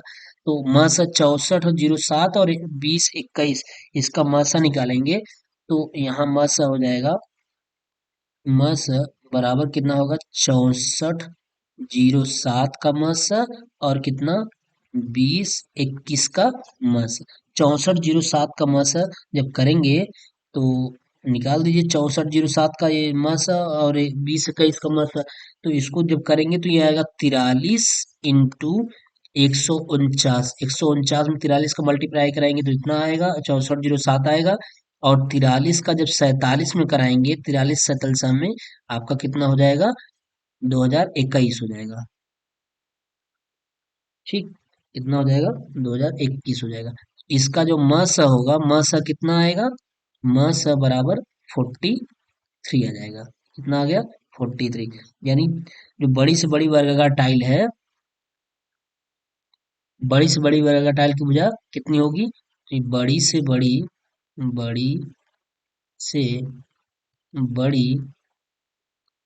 वर्गाकार टाइल की भुजा बराबर हो जाएगा कितना, 43 सेंटीमीटर। क्या आ जाएगा, 43 सेंटीमीटर। ठीक है, ये हो जाएगा। चलिए, अगला प्रश्न कर रहे हैं, वृत्ताकार मैदान का क्षेत्रफल 154 वर्ग मीटर, इसके व्यास की लंबाई ज्ञात कीजिए। ये वृत्ताकार मैदान है, इसका क्षेत्रफल दे रखा है। क्या दे रखा है, क्षेत्रफल। तो वृत्ताकार मैदान का क्षेत्रफल बराबर 154 वर्ग मीटर दे रखा है ना। तो वृत्ताकार क्षेत्रफल का पाई आर स्क्वायर होता है, फार्मूला बराबर 154 हो गया, 154 वर्ग मीटर है। तो यहां से पहले त्रिज्या आप निकाल दीजिए, तो आर स्क्वायर बराबर क्या हो जाएगा, ये हो जाएगा 154 और बटा पाई नीचे हो जाएगा, तो 22/7 होता है, 7 ऊपर चला जाएगा। तो आर स्क्वायर बराबर हो जाएगा 22 सत्ते, 7 दूनी 14, 7 दूनी 14 15, 22 सत्ते 154 होता है, तो 7 इंटू 7 आ गया। तो आर की वैल्यू यहाँ से कितनी आ जाएगी, 7। जब आर की वैल्यू 7 आ गई तो पूछ रहा है व्यास।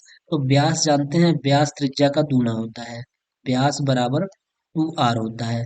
तो व्यास कितना हो जाएगा, 2 इंटू आर की वैल्यू 7 बराबर कितना हो जाएगा, 14 मीटर। क्या हो गया, 14 मीटर हो गया। ठीक है, यही इसका आंसर हो गया। ठीक है, ये था, कुछ नहीं था सवाल में, फार्मूले पे बेस पे सवाल था। फिर कह रहा है 112 121 11 11 इतना इतना को सरल कीजिए। फिर ये बोर्ड मास का सवाल है, तो चलिए लगा दीजिए, 112 माइनस 121 भागे 11 ग्राम में 121 हो गया। छोटा कोष्टक सॉल्व करेंगे पहले, फिर माइनस माइनस प्लस 4 हो गया, फिर माइनस मझला कोष्टक में ऐसे रन दीजिए, 3 - 8 - 1, ये तो हो जाएगा कितना, 112 माइनस 121 का भाग 121 में देंगे कितनी बार जाएगा, एक बार जाएगा। या अभी इसको ऐसे रहने दीजिए, मत सॉल्व करिए, क्योंकि आपको स्टेप बाय स्टेप सॉल्व करना होगा ना, बोर्ड मास का सवाल है। +4 माइनस, अब मझला कोष्टक को सॉल्व करेंगे। जब मझला कोष्टक को सॉल्व करेंगे तो देखिए क्या होगा, -8 और -1 कितना हो जाएगा, -9 हो जाएगा। -9 में से 3 गया, कितना आएगा, -6। -6 हो जाएगा ना, और वो -6 इस माइनस को क्या कर देगा, प्लस कर देगा, 6 हो गया। अब बड़ा कोष्टक लग जाएगा। अब हो जाएगा कितना, 112 माइनस, अब 121 का 121 में भाग देंगे तो एक बार जाएगा, और +4 हो जाएगा, +6 हो जाएगा। अभी बड़ा कोष्टक लगा रहेगा।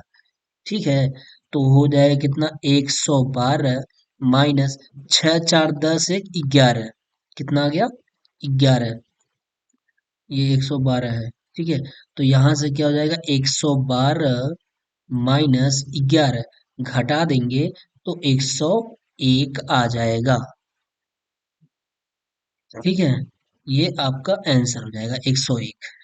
चलिए, अगला कह रहा है, एक टोकरी में यादृच्छिक रूप से चुने गए 30 संतरों के भार नीचे दिए गए हैं। देखिए, ये टैली चिन्ह बनाना है, वर्ग माप 10 लेकर के बनाना है।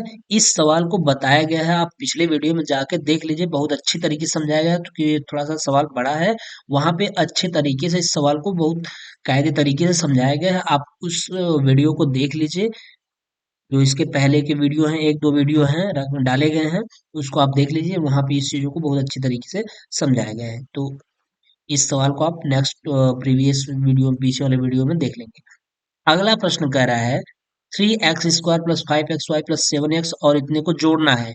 क्या करना है? जोड़ना है। 3x² plus 5xy plus 7y, फिर और का मतलब जोड़ना है, फिर प्लस लगा दिए हम। प्लस लगाने के बाद इसको जोड़ रहे हैं। क्या जोड़ना है? 2xy माइनस 5y जोड़ना है। तो देखिए, ये 3x² तो 3x², 5xy और 2xy कितना हो जाएगा? प्लस 7xy हो जाएगा। फिर 7y में से 5y घट जाएगा, तो कितना आ जाएगा? प्लस 2y हो जाएगा। ये आपका आंसर हो गया। ठीक है, ये जोड़ना था, हमने जोड़ दिया। अगला प्रश्न कह रहा है, अब घटाना है। देखिए, समीकरण को हल करना, जोड़ना, घटाना, यहाँ से प्रश्न आता है, इसलिए मैं बता रहा हूँ इसको कैसे करना है। अब 4xy में से इतने घटाइए, तो 4x माइनस वाई और प्लस 5z माइनस, घटा दीजिए x माइनस वाई को। तो घटाना है, तो घटाने की जब माइनस चिन्ह खोलते हैं तो अंदर का चिन्ह बदल जाता है, तो 4x माइनस क्या हो जाएगा? y हो जाएगा,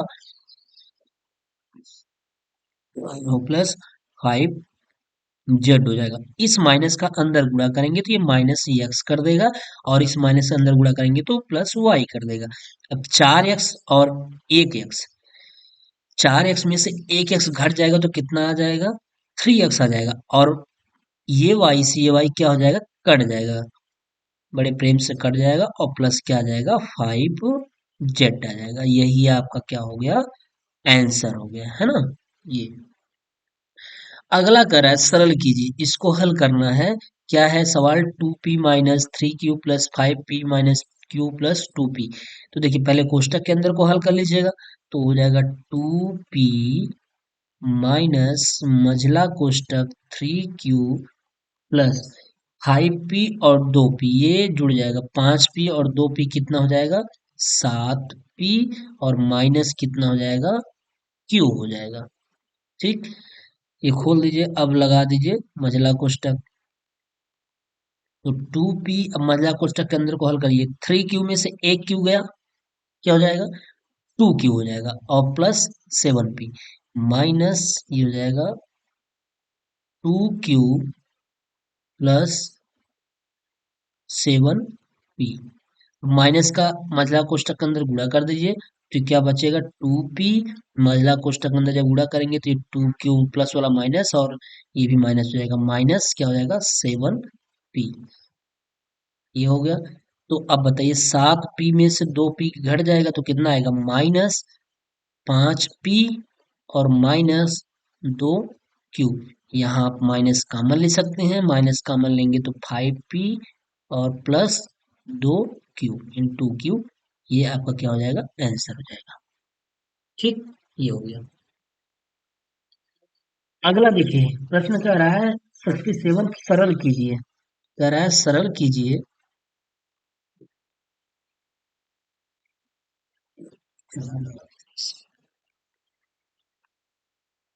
चलिए, कह रहा है सरल कीजिए इतना इतना इतना, ये सरल करना है इसको। तो क्या है? 5xy प्लस बड़ा कोष्टक 3z माइनस 2x माइनस छोटा कोष्टक 2z माइनस 3y, छोटा कोष्टक बंद, मझला कोष्टक बंद और बड़ा कोष्टक बंद। ठीक, ये सवाल है। अब इसको करना क्या है? हल करना है।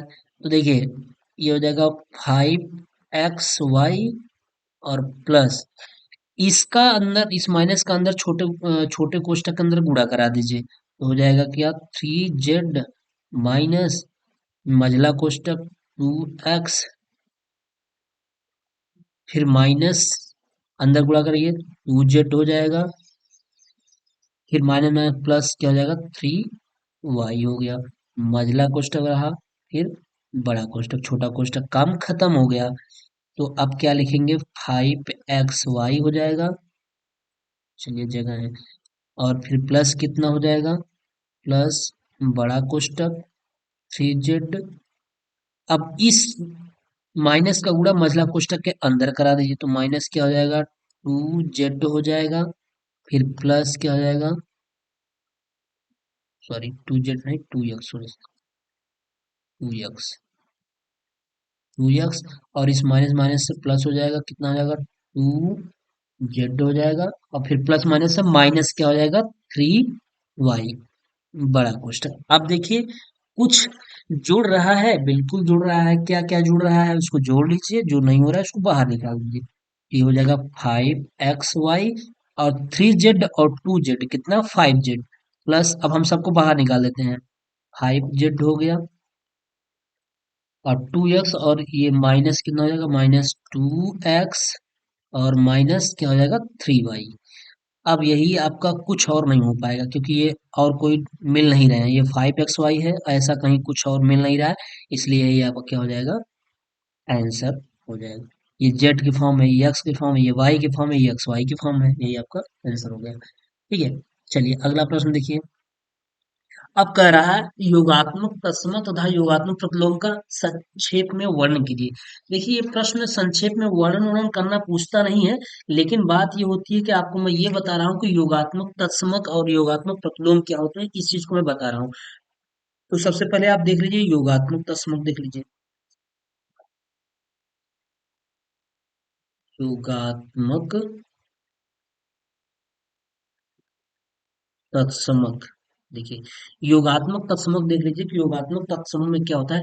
देखिए योगात्मक तत्समक में ये होता है, तत्समक और प्रतिलोम, ध्यान रखिएगा इस चीज को मैं कह रहा हूँ। योगात्मक तो दोनों में है, बस याद रखिएगा तत्समक में अंतर क्या है और प्रतिलोम में क्या अंतर है। देखिए प्रतिलोम का मतलब तो उल्टा होता है, ये आपको पता होगा, लेकिन तत्समक का मतलब यह होता है कि अगर किसी भी संख्या में हम क्या करें, जीरो जोड़ दें, जैसे 6 है, 6 में अगर हम जीरो जोड़ेंगे तो क्या आएगा, वैल्यू 6 ही आएगी। अगर हम -23 में या -25 में अगर हम जीरो जोड़ते हैं तो वैल्यू कितनी आती है, -25 आती है। यानी कहने का मतलब ये होता है कि किसी भी संख्या में यदि हम शून्य जोड़ते हैं तो योगफल वही संख्या प्राप्त होती है। हम इसको लिख सकते हैं यहाँ पे कि किसी भी संख्या में यदि शून्य जोड़ा जाता है, जोड़ा जाता है, तो योगफल योगफल वही संख्या होती है या प्राप्त होती है, जैसा कि ये ऊपर बताया गया। अगर हम 20 में जीरो जोड़ेंगे तो क्या होगा, 20 ही आएगा। यानी शून्य ही जोड़ना है। तत्सम योगात्मक तत्समों का मतलब हम किसी भी संख्या में क्या करेंगे, शून्य जोड़ेंगे, तो वही उसका क्या हो जाएगा, योगात्मक तत्समक हो जाएगा। अब बात आती है योगात्मक प्रतिलोम की। जब बात योगात्मक प्रतिलोम की आ जाती है तो योगात्मक प्रतिलोम में करते क्या है, जैसे अगर हम कह दें -5 का योगात्मक प्रतिलोम कितना होगा, तो -5 का योगात्मक प्रतिलोम कितना हो जाएगा, +5 हो जाएगा। ठीक है, यानी इसका कहने का मतलब ये होता है कि योगात्मक प्रतिलोम में जिस संख्या का योगात्मक प्रतिलोम पूछे उसमें ऐसी संख्या को जोड़िए या घटाइए कि उसका मान क्या हो जाएगा, जीरो हो जाएगा। जैसे अगर हम कह दें कि -7 का योगात्मक प्रतिलोम, तो आप क्या करेंगे, +7 जोड़ देंगे, इसकी वैल्यू कितनी हो जा रही है, जीरो हो जा रही है, तो इसका योगात्मक प्रतिलोम क्या हुआ, +7 हुआ, क्या हुआ, +7 हुआ। ठीक है, ये चीजें हो गई। यानी फिर, या फिर हम ऐसे कर दें कि माइनस अगर 7 में हम ऐसी संख्या को जो -7 का योगात्मक प्रतिलोम कितना होगा, तो हम इसमें ऐसी संख्या जीरो जोड़ देंगे और बताएंगे कितना हो जाएगा, ये -7 क्या हो जाएगा, -7 ये निकल गया। ठीक है, तो -7 निकल गया, तो यानी कि अगर हम ये करें योगात्मक प्रतिलोम में कि ऐसी संख्या को हम क्या कर लें, जोड़ें जिसकी उसकी वैल्यू क्या हो जाए, जीरो हो जाए। जैसे -8 में हम क्या जोड़ दें कि इसकी वैल्यू क्या हो जाए, जीरो हो जाए, तो आप बड़े प्रेम से कहेंगे कि इसमें +8 जोड़ दीजिए सर, तो ये क्या हो जाएगी, वैल्यू 0 हो जाएगी। तो यही योगात्मक प्रतिलोम होता है, उल्टा हो जाता है। अगर -1/2 का पूछे तो आप कहेंगे कि क्या कर दीजिए, +1/2 कर दीजिए, तो क्या हो जाएगा, इसकी वैल्यू क्या हो जाती है, 0 हो जाती है कि नहीं। इसकी वैल्यू क्या हो जाती है, 0 हो जाती है। ये होता है। चलिए अगला देखिए, जैसे कह रहा -3 का योगात्मक प्रतिलोम, सॉरी, ये देखिए 3 का योगात्मक प्रतिलोम कितना है, -3 है, ये बता रखा है। जैसे 4 का योगात्मक, -4 का योगात्मक प्रतिलोम कितना होगा, -4 का योगात्मक प्रतिलोम कितना होगा, तो आप कहेंगे कि +4 होगा। ठीक है। अगर +5 का पूछें तो आप कहेंगे कि -5 होगा। +8 का पूछें तो आप कहेंगे कि -8 होगा। अगर +1/2 का पूछें तो आप कहेंगे कि -1/2 होगा। तो यही योगात्मक प्रतिलोम होता है। अब गुणात्मक तत्समक तथा गुणात्मक प्रतिलोम, ये सब प्रश्न थोड़ा इंपॉर्टेंट हो जाते हैं कि गुणात्मक तत्समक और गुणात्मक प्रतिलोम पूछा जाता है। ठीक है, तो इस चीज को याद ध्यान रखिएगा कि अगर हम गुणात्मक तत्समक की बात कर लें कि गुणात्मक तत्समक क्या होता है, तो पहले हम गुणात्मक तत्समक की बात कर लें। तो गुणात्मक तत्समक में यानी कि ऐसा हो जाए कि किसी पूर्णांक में एक का गुणा करने पर पूर्णांक के मान में कोई परिवर्तन ना हो। जैसे हम किसी गुणा, मान चलिए ए है, इसमें हम क्या कर दें, एक का गुणा कर दें, तो इसके पूर्णांक में कोई परिवर्तन नहीं होगा। ए इंटू एक बराबर ए ही होगा। 5 इंटू 1 बराबर क्या होगा, 5 ही होगा। यानी किसी भी पूर्णांक में एक से गुणा करने पर उसके मान में क्या होता है, अंतर नहीं होता है। वही उसका क्या हो जाता है, गुणात्मक तत्समक हो जाता है। ठीक है। अब बात आती है परिमेय संख्या यानी गुणात्मक प्रतिलोम। क्या बात आ जाती है, गुणात्मक प्रतिलोम। गुणात्मक प्रतिलोम में यहाँ दिया गया है, दो परिमेय संख्याओं का गुणनफल 1 हो तो उसमें से प्रत्येक दूसरे का गुणात्मक प्रतिलोम होता है। जैसे देखिए -5 है, -5 में -5 है, -5 का कितना, 1/-5, -5 कैंसिल हो गया, यानी -5 इंटू 1/-5 है। -5 से -5 क्या हो गया, कैंसिल हो गया, इसका 1 आया। तो परिमेय संख्या का ये गुणात्मक जो प्रतिलोम हो गया, इसका गुणात्मक प्रतिलोम कितना होना चाहिए, गुणा करने पर 1 होना चाहिए। तो इसे -5/8 है, तो हम लोग इसमें क्या करेंगे, 8/-5 से गुणा कर दिए, तो -5 से -5 कैंसिल, ये 8 से 8 कैंसिल। वैल्यू -1 नहीं आनी चाहिए, वैल्यू 1 ही आनी चाहिए। ठीक है, ये हुआ। फिर अगला कह रहा है -2/3 और 3/4 को जोड़िए। इसको जोड़ना है तो -2/3 और प्लस क्या, 3/4 को जोड़ दीजिए। तो इसका एलसीएम कितना हो जाएगा, 4 और 3 का एलसीएम 12 होता है। 3 का भाग 12 में दे देंगे, 4 बार जाएगा, 4 दूनी के 8, कितना हो गया, -8 और प्लस 4 3 12, 3 3 का 9। 9 में से 8 गया, एक, 1 बटा कितना हो गया, 12। इसकी वैल्यू कितनी हो गई, 1/12। ये सिंपली है, आप इसको जोड़ सकते हैं। ऐसे इसको भी जोड़ दीजिएगा, वैल्यू जुड़ जाएगी। और जोड़ के बताइएगा आंसर कितना आ रहा है। इसको हल करना है। चलिए अब इसको हल बता देते हैं कैसे होगा। तो देखिए, 2 दूनी के 4, -3/2 इंटू 4/5, ये कोष्टक में, प्लस 9 के बटा 5 इंटू -10 के बटा 3, अगले कोष्टक में, फिर -1/2 इंटू 3 के बटा 4, ये होगी। तो 3 त्रिक का 9 और 5 दूनी के 10, -2 और 2 दूनी के 4। फिर यहाँ से कोई कटेगा नहीं, इसमें क्या बचा है, 3 दूनी 6, -6 -6/5 और प्लस यहाँ क्या बचा, 3 दूनी 6, -6, क्या बच गया, -6 बच गया। फिर माइनस ये 3 के बटा 8 हो गया। ठीक, तो यहाँ हो जाएगा, कितना हो जाएगा, इसको हम कर लेंगे 6 के बटा 5 और प्लस माइनस से -6, फिर माइनस कितना, 3 के बटा 8।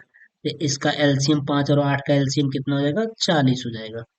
40 हो गया, तो 5 अट्ठे 40, 8 छंग 48, माइनस 40 से गुणा 6 में करेंगे, 6 चौके 24, 240, -8 पंचे 40, 5 3 15, कितना आ गया, 15।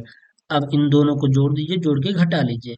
तब इन दोनों को जोड़ देंगे, जोड़ के घटाएंगे तो कितना हो जाएगा, देखिए 48 हो गया, और -40, 10 50 5 55, 200 55 बटा कितना 40। 15 में से 8 गए 7 बचा, और यहाँ कितना बचा 4, 4 में से 4 गए 0 हुआ, और ये कितना हुआ 2, माइनस और बटा 40। यही क्या हो जाएगा, आंसर हो जाएगा। ठीक है। अगला कह रहा है भाग दीजिए। भाग देने के लिए कह रहा है 7/11। मैं एक सवाल बता देता हूँ, बाकी आप सवाल लगा लीजिएगा। 7/11 का 5/4 से इसी का भाग देना है। जब भाग देना है तो देखिए भाग में करना क्या होता है, जैसे ये लिखा है 7/11, 7/11 भाग दे देते हैं, भागे 5/4। तो ऊपर वाला जो हर होता है एकदम ऊपर चला जाता है, जो सबसे नीचे होता है एकदम ऊपर चला जाता है, और ये वाला यहाँ चला आता है। यही ठीक, तो फिर क्या हो जाएगा 7 × 4 बटा क्या हो जाएगा 11 × 5। कोई चीज कटेगा नहीं कटेगा, 7 × 4 कितना हो जाएगा 28। 28 के बटा 11 × 5 = 55, यही आंसर हो जाएगा। इसी तरीके से आप सवाल इसको भी लगा दीजिएगा, इसको भी लगा दीजिएगा, इसको भी लगा दीजिएगा। जो माइनस माइनस ये सब कट जाएंगे, इन दोनों माइनस कट जाएगा, ये माइनस माइनस ये, और इसमें नहीं कटेगा, तो ऊपर का नीचे, नीचे का ऊपर कर दीजिएगा, बड़े आराम से आंसर आ जाएगा। ठीक है। चलिए अगला प्रश्न देखिए, कल समीकरण इतने को हल कीजिए। तो ये वज्र गुणनखंड विधि से हम हल कर देंगे। क्या करा है, x+7 बटा कितना 3x+16 बराबर कितना 4/7। क्रॉस मल्टीप्लिकेशन ही वज्र गुणनखंड विधि से हल कर दिए, तो हो जाएगा 7x और प्लस 7 × 7 = 49 बराबर 4 × 3 = 12x और प्लस 16 × 4 = 64। ये हो गया। अब 7x, ये 7x रहने दीजिए, 12x को इधर ले आइए, -12x हो जाएगा, और बराबर 64 इधर है, फिर माइनस कितना हो जाएगा 49, ये चला जाएगा 49, उधर माइनस हो जाएगा। तो 12 में से 7 गया कितना -5x, 7 × 5 = 12, और 14 में से 9 गए, अभी 64 में से 9 घटा दीजिए, 14 में से 9 गए 5, यहाँ कितना बचा 5 में से 4 गए 1, तो यक्स की वैल्यू कितनी आ गई, यक्स की वैल्यू आ जाएगी, ये 15 के बटा क्या हो जाएगा 15 के बटा -5, तो यक्स बराबर 5 यही 15 -3। ठीक, ये हो जाएगा, है ना। 7x प्लस 7 × 49, 4 × 3 = 12 और 16 × 4 = 64। ठीक है, और ये 7x रहा इधर -12, 64, ये 49 हो गया। ठीक है, 9 × 5 = 14। ठीक है, ये आंसर हो गया। अगला प्रश्न देखिए क्या कह रहा है, कह रहा है त्रिभुज के क्षेत्रफल ज्ञात किया। हाँ देखिए यहाँ से प्रश्न पूछता है, अच्छा खासा प्रश्न पूछता है, त्रिभुज के क्षेत्रफल से एक प्रश्न पूछता ही है। तो देखिए त्रिभुज हमारा कह रहा है, पहला आधार 24 मीटर, ऊंचाई 15 मीटर। तो हम एक त्रिभुज बना लिए, ये इसका ये आधार है, और ये यहाँ से खींच देंगे क्या हो जाएगी ऊंचाई। तो पहले वाले में दिया है आधार कितना दिया है 24, और ऊंचाई कितनी दी है 15 दिया है। तो हम लगाएंगे तो क्या हो जाएगा, त्रिभुज का क्षेत्रफल बराबर, त्रिभुज का क्षेत्रफल बराबर 1/2 गुणित आधार गुणित क्या ऊंचाई। तो 1/2 आधार कितना है 24 इंटू ऊंचाई कितना है 15, तो 12 ये हो गया। इसका क्या बचा 12 × 15, तो गुणा कर देंगे। 12 × 5 = 60 का 0, और 12 × 1 = 12, 12 × 6 = 18, कितना हो जाएगा 180 वर्ग मीटर हो जाएगा, 180 वर्ग मीटर। 15 × 30 का 0, 15 × 1 = 15, 3 = 18। ठीक है, अब इसी प्रकार दूसरा वाला हम लगाएंगे। जब दूसरे में लगाएंगे तो ये वाला त्रिभुज बन जाएगा, ये हो जाएगा आधार 4 हो जाएगा, ऊंचाई कितनी हो जाएगी 2 हो जाएगी। फिर वही वाला त्रिभुज का क्षेत्रफल, त्रिभुज का क्षेत्रफल बराबर 1/2 इंटू आधार 4 इंटू ऊंचाई कितनी 2, तो 2 से 2 कैंसिल हो जाएगा, तो आ जाएगा आंसर कितना आ जाएगा 4 वर्ग मीटर। ये आंसर हो गया, वर्ग मीटर में ही दिया है ना, मीटर में हाँ मीटर में दिया है सब। चलिए ठीक है, त्रिभुज का क्षेत्रफल भी हो गया ये। अब अगला कह रहा है आयत किसे कहते हैं, आयत को उदाहरण सहित समझाइए। तो देखिए आयत क्या होता है, आयत एक चार भुजाओं वाली आकृति जिसके आमने सामने की भुजाएं क्या होती हैं बराबर इसके चारों कोण समकोण होते हैं। जैसे देखिए ये आयत आपका है, आयत है, और प्रत्येक कोण कितना होता है, 90 डिग्री का होता है। आमने सामने की भुजाएं क्या होती हैं, बराबर होती हैं। ये इसके सामने की भुजा ये बराबर, इसके सामने की भुजा ये बराबर, ठीक है। और चारों कोण समकोण होते हैं, 90 डिग्री के होते हैं, ठीक है। ये आपका आयत हो जाता है।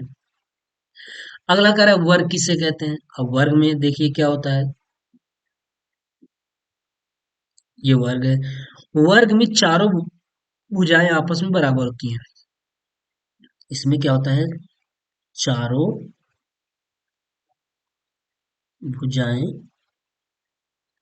बराबर होती हैं। प्रत्येक कोण समकोण होता है, समकोण होता है। प्रत्येक कोण क्या होगा, समकोण होगा, ठीक है। अब इसका क्या पूछ रहा है, कह रहा है इसके क्षेत्रफल, क्षेत्रफल बताइए। मतलब इसका क्षेत्रफल क्या होगा, क्षेत्रफल पूछ रहा है। तो जब क्षेत्रफल पूछ रहा है तो क्षेत्रफल क्या होता है, पता है कि क्षेत्रफल क्या होता है, वर्ग का क्षेत्रफल बराबर हो जाएगा वर्ग का क्षेत्रफल बराबर भुजा स्क्वायर, क्या होता है, भुजा स्क्वायर, ठीक, ये चीज हुआ। फिर करा एक वर्गाकार चबूतरे का क्षेत्रफल 36 वर्ग मीटर, इसकी भुजा की लंबाई ज्ञात कीजिए तथा 5 फेरे तार लपेटने में कुल कितने तार लगेंगे। इसमें दो प्रश्न पूछ रहा है, एक वर्गाकार चबूतरे का क्षेत्रफल दिया है, इसके भुजा की लंबाई पूछ रहा है। तो वर्ग का क्षेत्रफल फार्मूला होता है, वर्ग का क्षेत्रफल बराबर भुजा स्क्वायर होता है, और भुजा स्क्वायर की वैल्यू दे रखा है, ए स्क्वायर बराबर दिया है 36, तो ए बराबर कितना हो गया, 6×36 6, ए बराबर कितना हो गया 6, यानी भुजा की लंबाई कितनी हो गई, भुजा की लंबाई बराबर कितना हो गया, 6 मीटर। अब कह रहा है तथा 5 फेरे तार लपेटने में कुल कितना तार लगेगा। कह रहा है 5 मीटर तार लपेटने में कुल कितना तार लगेगा। तो हम क्या करेंगे, वर्गाकार चबूतरे का परिमाप निकाल देंगे, वर्गाकार, क्योंकि लपेटने का मतलब होता है जैसे ये वर्ग है, अब इसमें लपेटना है तार, तो इसके चारों तरफ ही तार तो लपेटेंगे, ये तार ही तो लपेटा जाएगा। जो जो चारों तरफ लपेटा जाता है तो वो क्या होता है, उसमें क्या निकालते हैं, उसका उसका हम परिमाप निकालते हैं। क्या निकालते हैं, परिमाप। तो वर्गाकार, वर्गाकार चबूतरे का परिमाप हो जाएगा, चबूतरे का परिमाप बराबर कितना हो जाएगा, 4 इंटू ए होता है। तो 4 इंटू 6, 4 छंके 24 मीटर, 24 मीटर तार चाहिए क्या, एक बार लपेटने के लिए, केवल एक राउंड में लपेटने के लिए। लेकिन वो कह रहा है 5 फेरे लपेटना है, एक फेरे लपेटने में कितने मीटर तार चाहिए, 24 मीटर। इसलिए 5 फेरे लपेटने में कुल तार, कुल तार बराबर कितना हो जाएगा, 24 इंटू 5 बराबर 5 चौके 20 का है 0, और 5 दूनी 10 2 12, 120 मीटर तार चाहिए। क्या चाहिए, 120 मीटर तार चाहिए, यही आंसर होगा। कितना आ गया, 120 मीटर, ठीक है। तो पहले आप क्षेत्रफल निकाल दीजिएगा, क्षेत्रफल से आपकी लंबाई यानी भुजा निकल जाएगी। जब भुजा निकल जाएगी तो इसके पूरा कितना, एक फेरा में कितना तार लपेटा जाएगा, तो इसका परिमाप निकालेंगे। तो परिमाप 4 इंटू भुजा होती है, तो परिमाप 4 इंटू भुजा का मान 1 है, 24, यानी एक बार लपेटने में 24 मीटर तार की आवश्यकता हो रही है। तो इसी प्रकार 5 बार लपेटने में कितना हो जाएगा, 120 मीटर तार की आवश्यकता होगी, बस और कुछ नहीं है। चलिए अगला प्रश्न देखिए, कह रहा है त्रिभुज के संदर्भ में सर्वांग समता की शर्तों के संबंधित कुछ महत्वपूर्ण स्थितियां बताइए। देखिए बहुत ही मोस्ट इंपॉर्टेंट है, जैसा कि हमने एक समरूप त्रिभुज का एक अलग से वीडियो बना रखा है, समरूप त्रिभुज और सर्वांग समता में। फिर से एक बार मैं बता देता हूँ, सर्वांगसम होने के क्या क्या कंडीशन है, कैसे कैसे त्रिभुज हमारा सर्वांगसम हो जाएगा, तो उसी चीज को इसमें दिया गया है।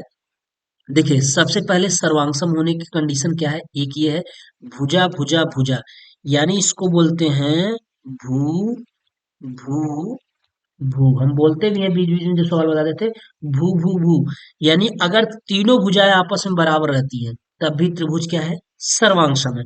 जैसे देखिए, 2 centimetre, 2 centimetre, 3 centimetre, 3 centimetre, 4 centimetre, 4 centimetre, यानी इसमें इसमें तीनों भुजाएं आपस में बराबर है नहीं, ये भुजा इसके बराबर है, ये भुजा इसके बराबर है, और ये भुजा इसके बराबर है।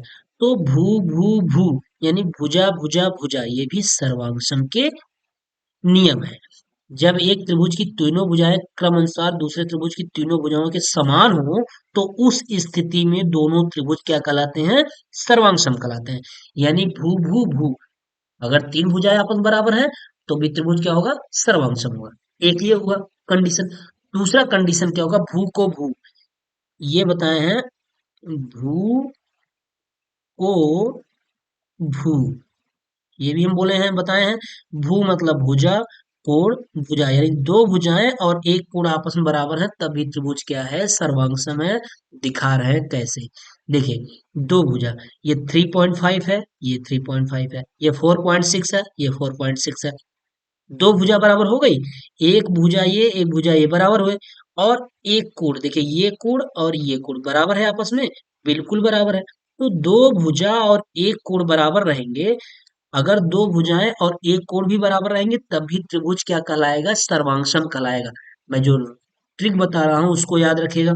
एक हो गया क्या, भू भू भू, पहला वाला हो गया। फिर दूसरा क्या, भू को भू, भू को भू, ये दो आपको बताया जा चुका। अब तीसरा देखिए, तीसरे में क्या है, कोण भुजा कोण, यानी को भू को भू को। अब इसमें क्या होगा, दो कोण बराबर होगा, दो कोण और एक भुजा। देखिए, एक कोण ये इसके बराबर, ये कोण ये इसके बराबर, और एक भुजा ये इसके बराबर, 4.5 सेंटीमीटर, 4.5 सेंटीमीटर। दो कोण और एक भुजा बराबर है तभी त्रिभुज क्या कहलाएगा, सर्वांग त्रिभुज कहलाएगा, तभी क्या कहलाएगा, सर्वांग त्रिभुज। और चौथा point, at the last point में क्या है, कि कोण भुजा कोण, यानी क्या, अब क्या आता है, कोण भुजा, अब इसमें चौथे में क्या होता है, समकोण भुजा, समकोण कोण भुजा, यानी अगर दो एक त्रिभुज, जैसे दो त्रिभुज है, इसमें एक कोण क्या है, 90-90 का है, यानी ये 90 का है और ये 90 का है, एक समकोण हो गया। फिर एक भुजा ये एक भुजा ये, जब ये 90 का है तो स्वाभाविक सी बात है, ये वाला और ये वाला क्या होगा, बराबर होगा। तो कह रहा है, समकोण भुजा, समकोण कोण भुजा, समकोण और कोण और भुजा बराबर है तब भी क्या होगा, सर्वांग समकोण। ज्यादातर आपके तीन कंडीशन बनते हैं, ज्यादातर आपका तीन कंडीशन बनते हैं, समकोण वाला बहुत कम बनता है। तो तीन कंडीशन को ज्यादातर जानते रहिएगा। एक तो भू भू भू हो गया, एक भू को भू हो गया, और तीसरा आपका क्या है, ये है तीसरा, को भू को, क्या, को भू को। इसी को याद रखे रहेंगे तो आपके सर्वांगसम से संबंधित जो भी प्रश्न आएगा वो छूटेगा नहीं। पहला भू भू भू, दूसरा भू को भू, और तीसरी बार क्या करिएगा, इस भू को बीच में डाल दीजिएगा, दोनों तरफ कोण कोण लगा दीजिएगा। अगर तीनों ये पता है आपको तो बड़ी आसानी से आपके सर्वांगसम की कंडीशन बन जाते हैं। मेनली आपके ये तीन होते हैं और यहीं से प्रश्न पूछे जाते हैं। तो ये आपका मैराथन क्लास रहा। आई थिंक हमने सारा प्रश्न करा दिया है, कुछ भी नहीं बचा है। जो भी लग रहा था कि आया नहीं है, लेकिन लग रहा था कि हो सकता है पूछा जाए, तो इसलिए उस चीज को भी बहुत अच्छी तरीके से बता दिया गया है, सारी चीजें समझा दी गई हैं। तो दोस्तों, आप बिल्कुल मन लगा करके पढ़िए, और जो भी ये बनाया गया है, मैथ का जो भी वीडियो दिया जा रहा है, आप इसको अच्छे तरीके से देख लीजिए।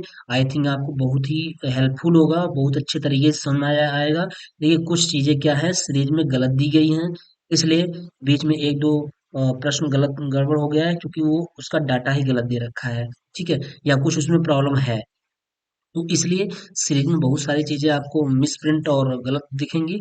आप सीरीज से ज्यादा कोशिश, मैथ तो कोशिश करिए मत सीरीज से पढ़ने की, एक बार हाँ उससे आप देख लीजिए। बाकी सारी चीजें आपको वीडियो के माध्यम से सॉल्व करा दिया गया है, वहां से आप प्रश्न देखिए कौन कितनी बार पूछा जा रहा है और कौन कितनी बार नहीं पूछा गया है।